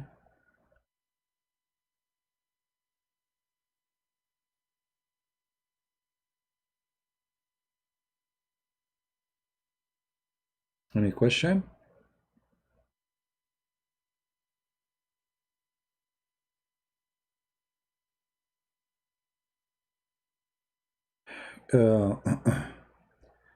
Muhammad beating Aisha. You know, you see, the Muslims, I saw the Muslims saying that he just pushed her, but the Hadith says he hurt her, and even different Hadith speaking about Abu Bakr too, you know, involving in beating. But who care about Muhammad beating or not? Who dare even to say Muhammad was a bad person? We knew that. Remember, we are reading their books, which is written by them. Books written by them speaking about Muhammad. So whatever will be written there supposedly is going to be witnessing that Muhammad is a good guy, right? Okay. I want you to focus always in better issues. You know, I understand Christians, they want to prove a point. So, okay, Islam teach to beat women. No problem.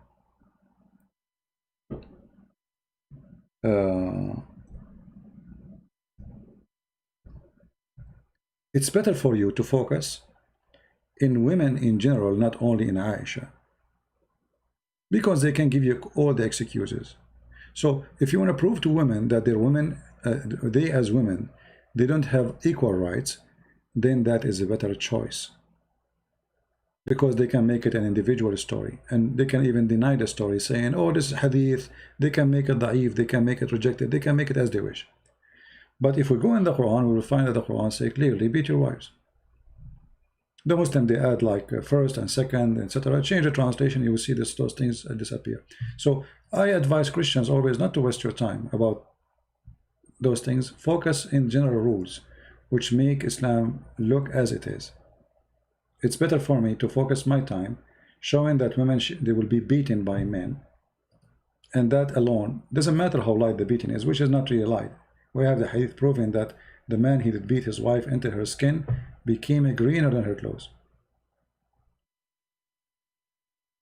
So it's better for you to focus in women beating, not Aisha was beaten by Muhammad. Always focus on the head of the snake.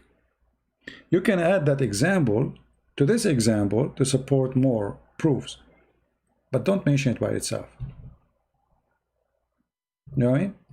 Like if a Muslim says to you, no, the Prophet did not beat his wives. Okay, so the Quran says if your wives disobey you, beat them. Muhammad don't do that.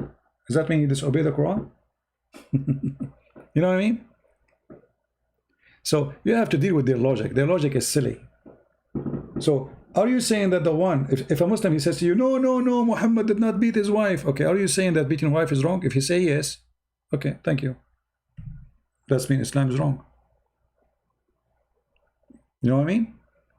And actually it happened once, you know, like I have thousands and thousands of, I don't know, tens of thousands, what thousand of Muslims who try to debate me. And they use all kinds of tactique. And wherever they go, the coffin is ready. All sizes. And they are self-adhesive. So you make them close the coffin in themselves. This is what happened when they debate me.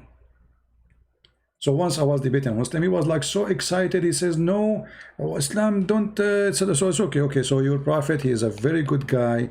He will never, you said to me, he will never do that, beat his wife. So are you saying beating wife is wrong? I said, absolutely. He said, are you saying it's evil? I said, for sure. This is not civil. This is ugly, disgusting. I said, are you saying that a man who beat his wife is a coward? I said, sure, I agree with you. Look like we have many things we agree about. I said, okay, great. But the Quran, your God, Allah said, like after I made him say all those statements, you know, I did not cut it. So I made him say all the statement to confirm that this is evil. Now he cannot take it back. I said, okay, well, the Quran says beat your wife. And now how he can get out. That's it. It's a quicksand. His feet all the way down in the sand. He cannot move. So when you are speaking to Muslims, you are not debating them. They don't debate. They play games. You know what I mean?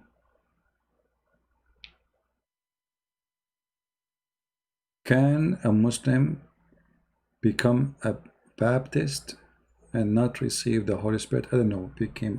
What do you mean he become a Baptist? You mean he baptized?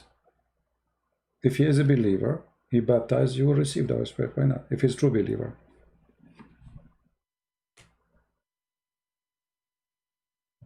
Muhammad is mentioned in the Bible. Well, those arguments Muslims they come with is very funny, right? But just to show you, Christians when they try to refute the Muslims, they use their logic. I don't do that. I don't use my logic. I use their logic. As an example, they show you a verse claiming that Muhammad is in the Old Testament. Correct? Okay. That means the Quran is wrong. The Quran says in chapter 61, verse number 6, that Jesus, the Messiah, which Islam called him Isa, which we do not know who is Isa, and obviously the son of Maryam, the sister of Aaron, which make Isa, or supposedly Jesus, is the nephew of Aaron, which is stupid of Muhammad to say. However, the verse here saying that Isa, he said, that there is a messenger will come after me, his name is Ahmad.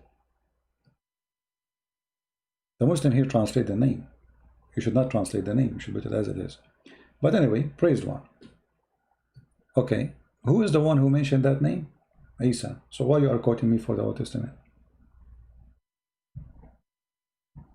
You know what I mean?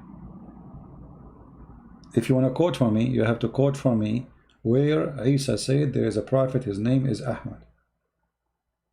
Then they quote for you the Paraclete. What Paraclete is Ahmad? Is it? And Paraclete is a spirit. Is Muhammad is a spirit? So it's like, you know, it's like a bunch of kids, you know, copy paste from each other. They don't know what they're talking about. All those arguments can be destroyed in 2 seconds. You know? We have people here celebrating the 4th of July from the 2nd of July, from the 1st of July.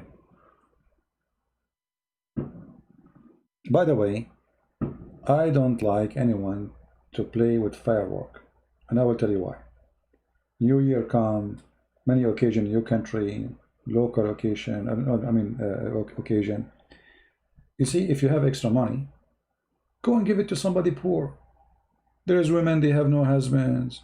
There's women, they are old. Men, they are old, they cannot walk. You have money, you want to burn it? Instead of putting in little things, stupid thing, go in the sky, burn for a second, give it to a poor person. He can buy some bread.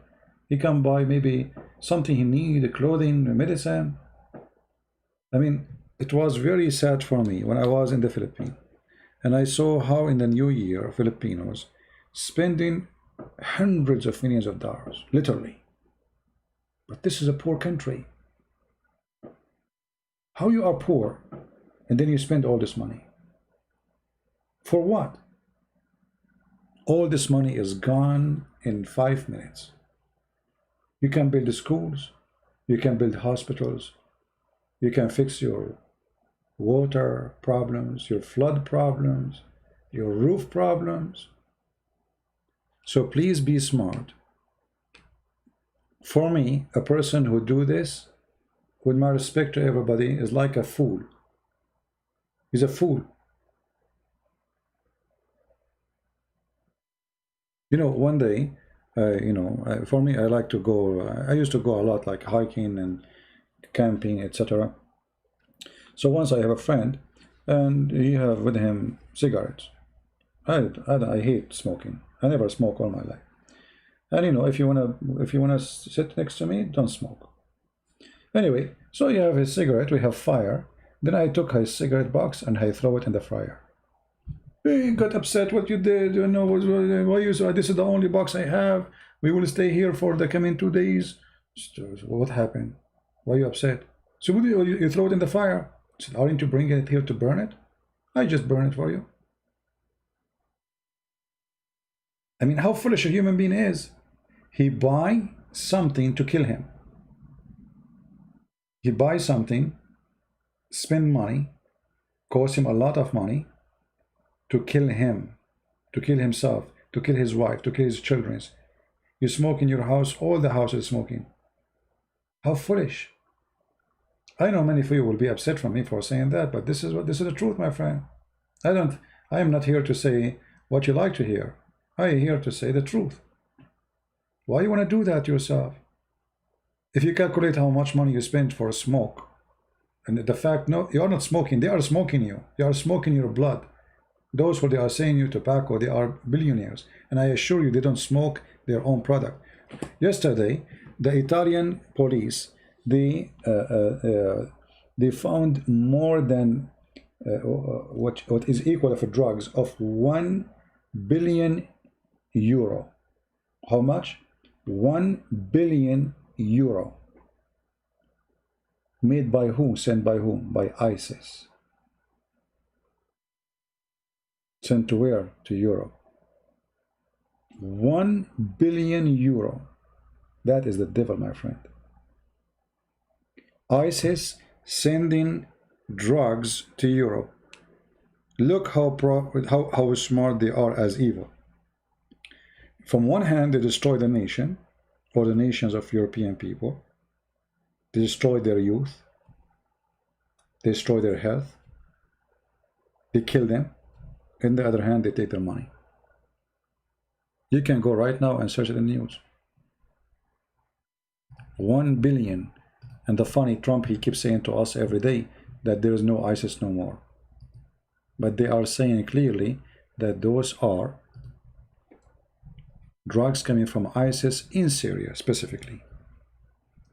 Which means they have manufacturers, they have system to grow, to make, to import. I mean, how all this work, how this is always working.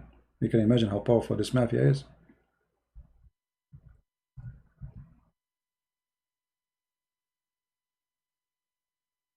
See? I mean, look at this, man. Look at this.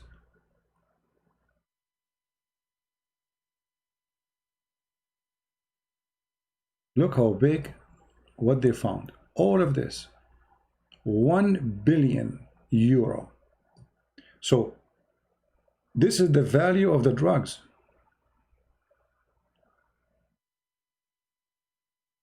Read. It says 1 billion worth of drugs believed to be produced by the Islamic State ISIS in Syria. The fruit of Allah. So they send drugs to kill your children. In the same time, they will take your money. See how the devil works?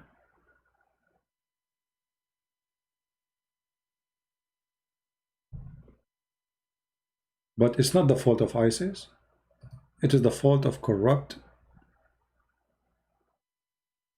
people. If nobody buy them, ISIS cannot sell them. You know what I mean? If you don't buy drugs, nobody can send you drugs.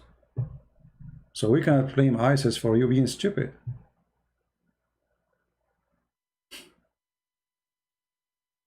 Do you agree? So if your kids became corrupt, stupidity, sex, drugs, dancing, nightclub, in the best scenario, football, which is nothing but the garbage. I mean, like if you go right now watch this football thing, it's hilarious, stupid. If you are a person who is a fan of football, I advise you not to be stupid, because simply, first of all, there's no sport in this. Those are professional.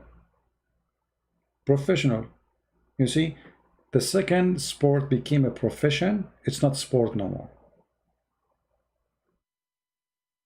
And the second, the team is not from the country no more, it's not a sport no more. Okay, the French team, how many foreigners there is? More than the half. Where is the French team? Where is the German team? Where is Liverpool team? Egyptian, Moroccan, Tunisia, Russia. I mean, they bring players from everywhere. Where is the game? So if you are a person who support a sport, that's good. Play the sport, enjoy it. But this is not a sport. They are sucking your money. It's all about business. Look at them. Each one of those who are in sport, they are living like kings. Literally like kings. And they fool you. You have little money you make every month. You take it from your pocket. You go to the stadium. You give it to them. Don't excuse me if I say they fool you. I don't mean you. Unless you do it. You know what I mean? Why you want to do that? What this game is about? I mean, this is even silly. You know, like when I was like in my 20, this was like 100 years ago. So, oh, this is a wonderful game. I like it. You know, oh, wonderful. But then I noticed this is a fraud. This is not even a game. Even sometimes they decide who will lose before they start the game. The same as those fraud who do like fighting in the stage. They tell the guy before he go up, you lose. He win. I mean, isn't it obvious it's fake all? 99% of those games are fake.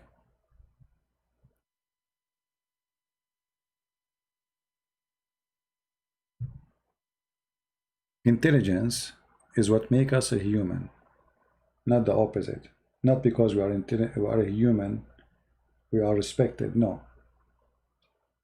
We are respected for God. He gave us a gift. This is why he leveled us upon others. He called us children of God. Why? Because he have given us a brain. But sadly, we don't want to use the brain. We are people who do what people tell us what to do. You sit in TV, watching TV, suddenly they start talking about food, which is so tasty, and then when you buy it, it's so disgusting. A shampoo will make your hair go so crazy, and when you try it, yes, it go crazy, you lose it. So they make you buy things, they make you spend things because you decide to be subdued. The same as Islam. Islam is about you surrender, don't use your brain. So let us make it simple. The devil, he tried to control you in many ways. It can be Islam, it can be football, it can be gambling, it can be whatever it is to be. As long as he strip you from your right of thinking and making the right decision, he is a winner. You know what I mean?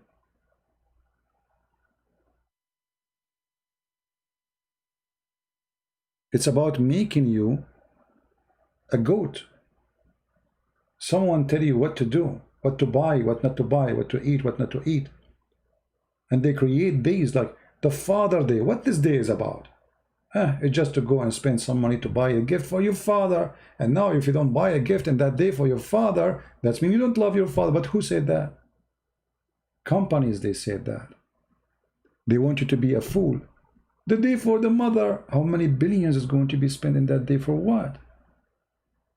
If you love your mother, you love her every day. The gift you can give to your mother is to be loving to her every day, not once a year you give her a gift. So they fabricate occasions so you can be their goat. You can be their donkey. You work all day, and then the money, little money you make, you put it in their pocket willingly, thinking that you are the smart person.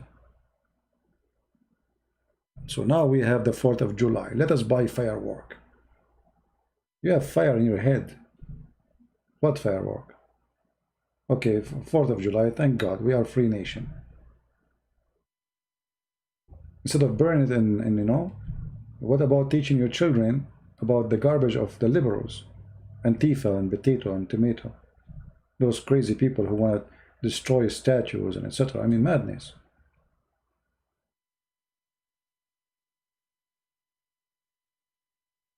Okay, do we have anything? Someone saying stop watching TV in any Hollywood movie. You can watch TV. This is not a problem. You see, I can watch TV, and so I can know what's happening in TV. So I can teach others about the stupidity of the TV. So it's not right to say we don't want to look, so we will not be able to be updated and to know what's happening. It's good to look, but not to be under the TV influence.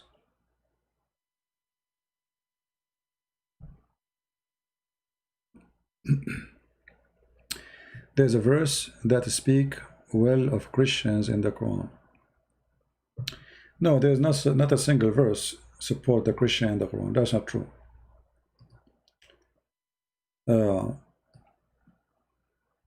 If you read carefully, this is the problem that most of us, when we read, we don't read carefully. We read the outside.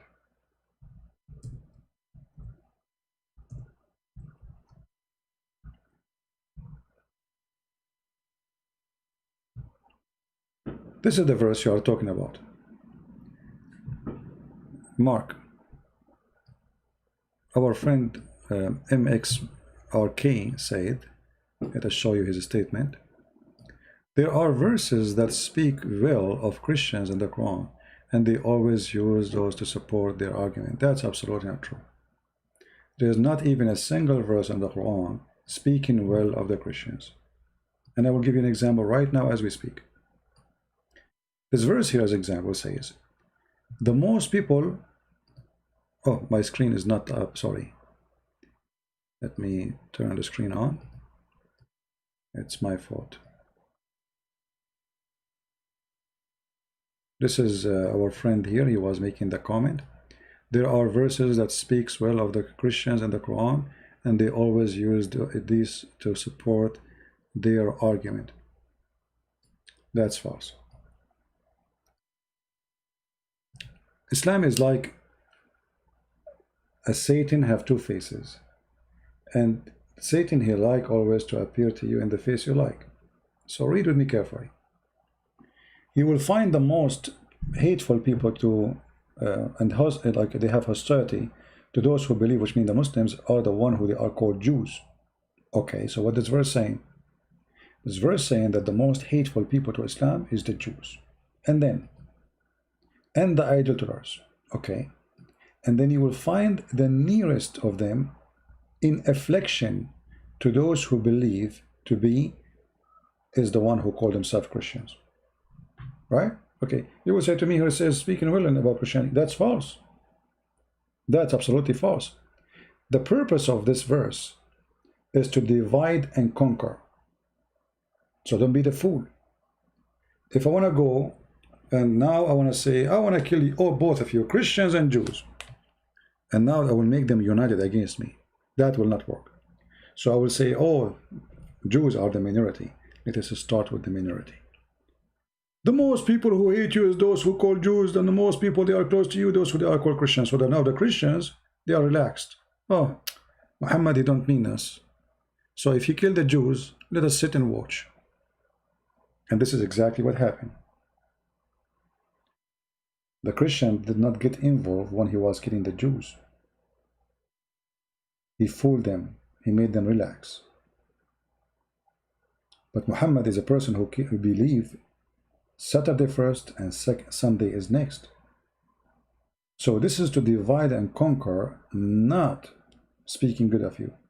Right after, the same chapter, if you go a few verses before, it says, take not the Christian and Jews as a friends. Well, are we talking about the same Quran? We are talking even about the same chapter. Take not Christians and Jews as a friends. So where is the verse speaking well of us? How we are nice to the Muslims and take us not as Jews and as a friends and protectors. Do you understand? So they try to fool you by quoting verses which Muhammad, the Satan, he used to deceive in his war. This is why the Muslims, they believe lying to Christians is halal. We are in war with them. So they can say to you, oh, the Prophet, he ordered us to respect you. The Prophet ordered you to love you. Well, where? Show us. And then they quote you some stupid verses.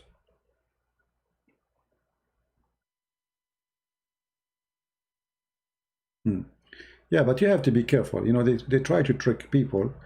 It's about education. At the end of the day, everything is about how educated you are.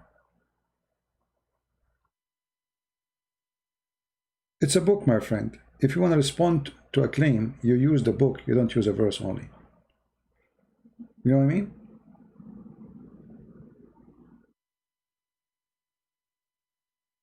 Like when a Muslim, he says, show me where Jesus says I am God. And then he says to you, he quote for you a verse from the Bible. Jesus saying, worship your God alone. Okay. But it's a book. It's not a verse. We believe in a book. Actually, our book is book of books. And I find actually very funny our Muslims when they say that we memorize the Quran, you don't memorize the Bible. My friend, all your Quran is not even the index of our Bible. All your Quran is not the size of the index.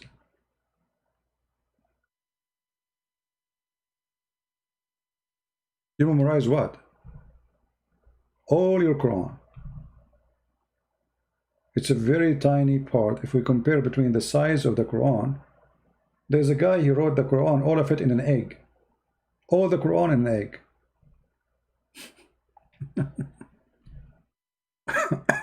You know? And they say to you, we memorize the Quran. You know? Same time they memorize a stupid book, they don't know even what they are memorizing. Do we have any questions, or we are done for today? About the laundry of Muhammad. Yeah, the Quran is a very small book.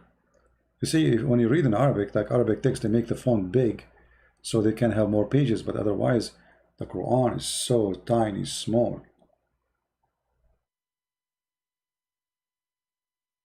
Very small book.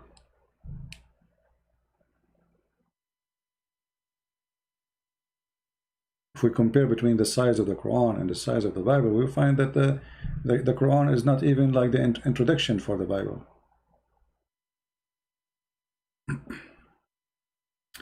Anyone have a question?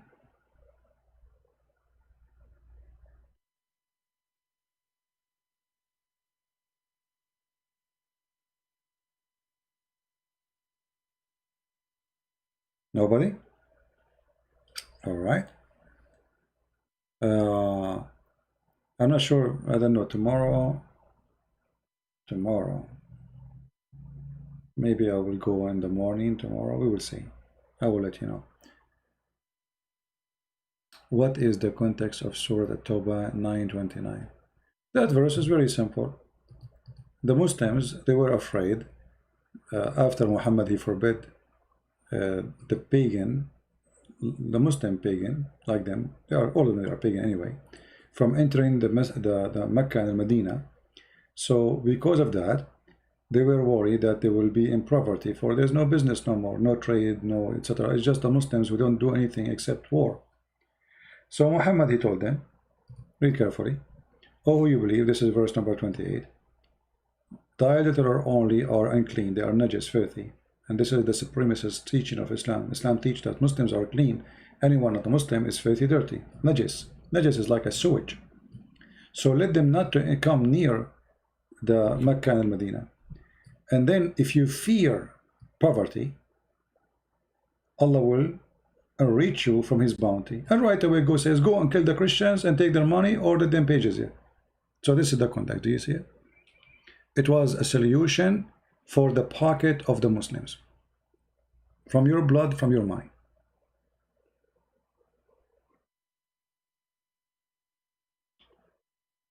Can you talk more about Muhammad stealing underwear? Well, I mean, what do you want to steal? What do you talk about more? Very simple, proving that Muhammad is a thief. Because the story not only confirmed that Muhammad is a false prophet, not because he stole the underwear, no. I mean, for sure a prophet will not do that, but because the Quran could not provide us with the one who stole it. The Arab Muslims, they accuse their prophet that he stole an underwear. They accuse him of embezzling. So Allah decided to prove, this is chapter 3 verse 161, that Muhammad don't do this action. He is not a thief, but Allah failed to tell us who is the one who took the underwear. You know what I mean? Which means obviously it is Muhammad. Because if you are accusing my favorite prophet and I am God, I know who took it. Don't Allah know everything? You know what I mean? Don't Allah, if he is God, he see everything. Don't he knew who took the underwear? He knew. Okay, why he did not tell us? All what he did, he says it's not Muhammad. So obviously it is Muhammad. Because he could not give us the name of the one who took it. If the one is talking is Allah, and Allah is God, as Muslim they claim, well, you should say, okay, go to the house of a Christian prince, you will find the red underwear, because the Christian prince, he liked to collect the Prophet Muhammad underwear. And he took it from the auction, or he stole it. Then they will come to my house, they open the drawer, oh, Christian prince, you took the underwear, which the Prophet, he used to wear it in bikini. Got busted. But look what Allah, he said, supposedly. It is not Muhammad who did it. That's mean it is him who did it. Because if it's not him, then who? Why Allah don't say who? He's trying to protect the other person? Is he protecting a thief? So, you know, like once I was speaking with a Muslim. He said to me, you have a brain of the devil. I cannot even talk to you. Wherever I go, you get me busted. But not because you are truthful, but because the devil is giving you this different brain. He said, my friend, if the devil can give me such a brain, how come your stupid Allah cannot give you a better brain? He said, see, I just told you. You know, he wanna look. My brain is powerful because the devil is giving me this brain. Okay, but shouldn't Allah, who is more powerful than the devil, give you better brain? So they cannot refute you. They accuse you that, okay, you beat us because your brain is different. The devil, he gives you his brain. So why Allah don't give you a brain which is better than the brain I have? Aren't you here to defend Allah? And Allah should sponsor you? Isn't Allah who says to you that those who do jihad, I will be with them? And I will make them victorious? And show us the victory. Yeah, always when you want to speak to them, use their stupid logic. The most thing the Muslims they hate is using their logic. You know what I mean? Allah do not know how Muhammad don't to read. No, Muhammad, you see,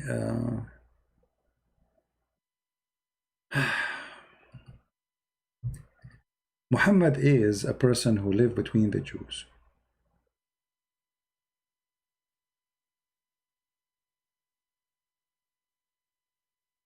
And Muhammad the fool, he hear the stories of the Jews, which is coming from some from the Old Testament, some from from the Talmud, you know, like a collection of heritage.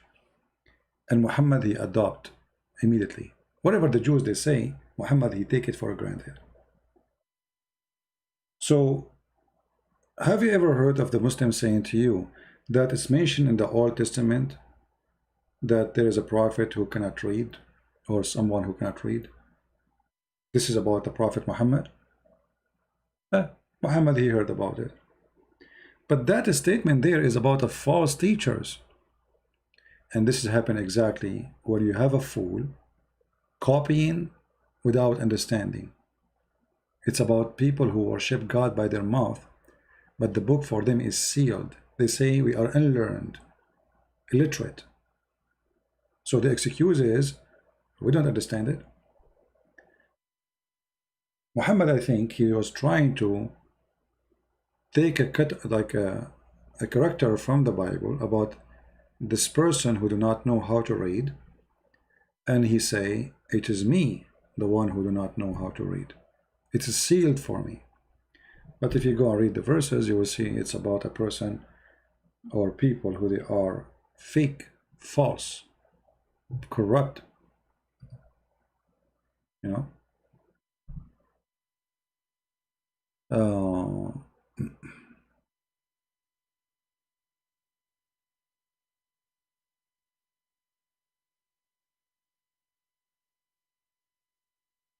Well, I don't know. It changing word in the translation.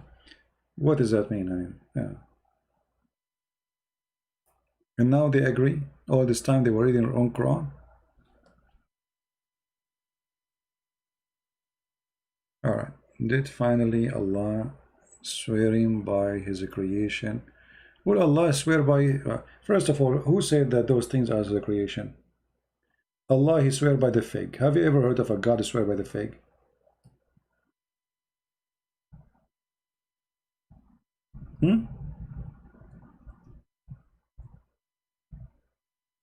Have you ever? I mean, I cannot imagine that there is somebody, he is God, and he swear by the fig and by the olive.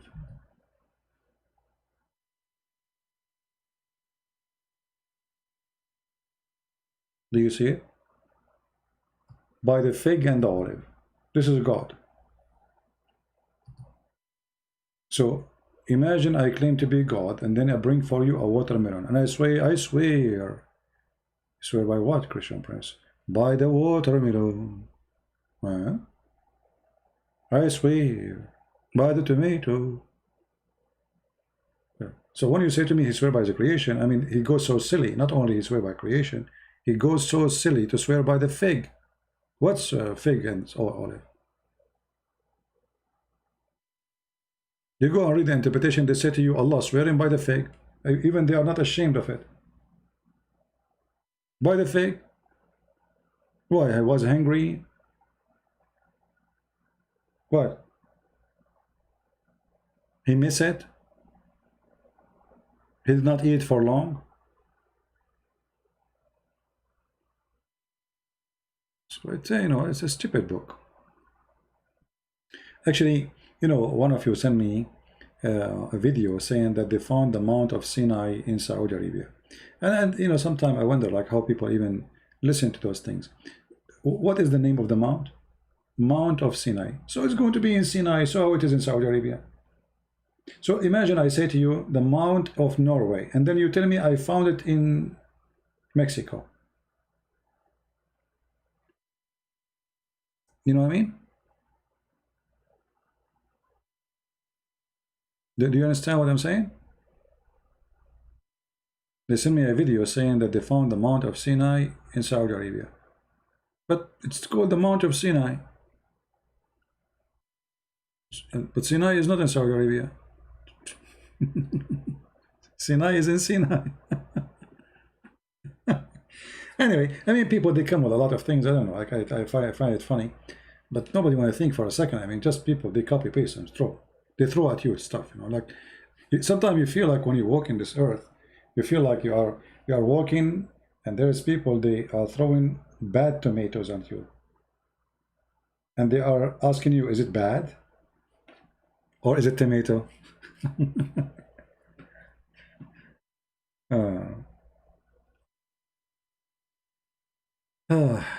What you can do.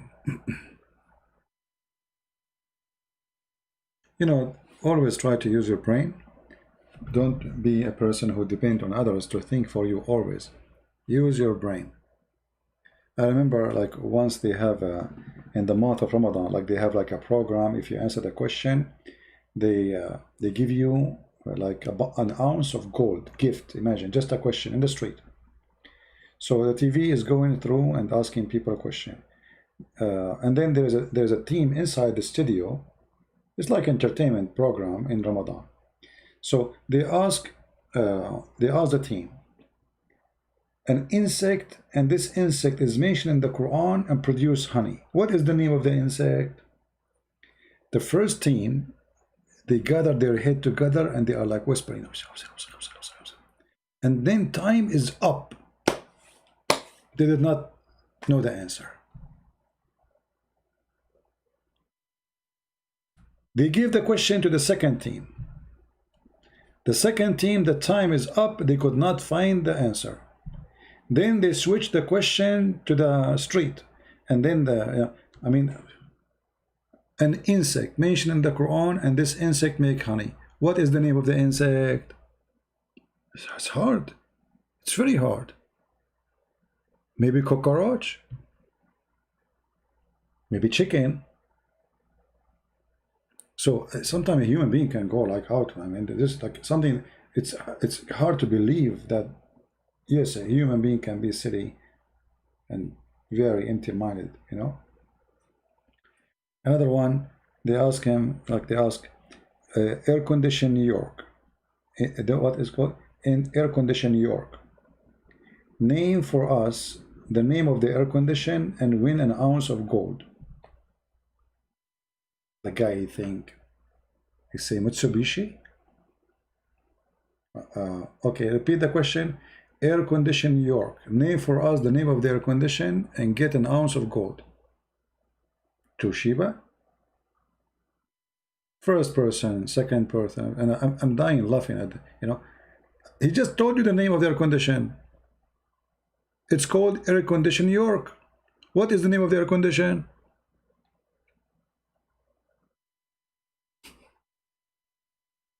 So what usually happened that people, they don't really focus. They are shallow in the way they listen. They are shallow in the way they read. They are shallow about everything. Shallow is like a lifestyle, you know. I mean, the guy, he just gave you the name. You don't know what the name, you know. So if you train yourself to be shallow, you will be always shallow. You will never read. You will never see. So the Mount of Sinai will be where? In Sinai. And by the way, the stupid Quran pronounced Sinai wrong. He called it Sinin. Just to tell you why. If you notice with me here, Muhammad is swearing by what? He said At-tin was Zaytun. So the last letter is letter N. And now he want to say Turu Sina. Instead of saying that, he says Sinin, which is wrong. Just to add noon to the end to make it the same as the term, like the same letter, you know, the letter N at the end. So because those he have to end the statement with the letter, so he changed the name of Sinai and he make it Sinin, which is stupid. And actually, even Arabic is very, very damaged Arabic. Wat-tin was Zaytun wa Turu Sinin was al-Bad al-Amin. What is that? Anyone who speaks Arabic will die laughing.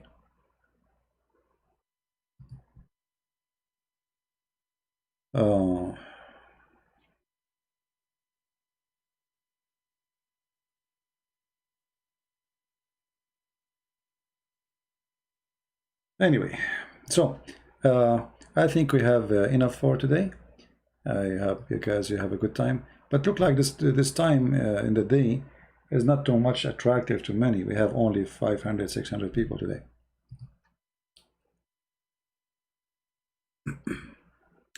I'm not sure if I will be tomorrow in the morning there, but you will be updated.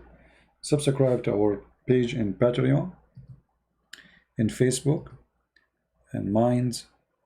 All the pages we use to update people about our broadcast, and feel free to invite your friends. And I pray that our time was not a waste. We learned something, we discussed something useful, and whatever we learn, we will not keep it to ourselves, we will give it to others. For a human being who learn and keep it to himself is very selfish, is no Christian anyway, and it's against the value of a human being. You know, for you earn a lot of knowledge from your ancestors. Today we have computer, but the computer was not born in one day. There's a lot of people who made a lot of things through thousands of years until we arrive here. And this is why a human being is different. So what we have today is not made of one man, it's made of millions.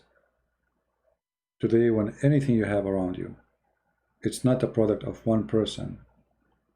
It's a product of this person and all the people who before him work from the time of Adam to make our life easier and different.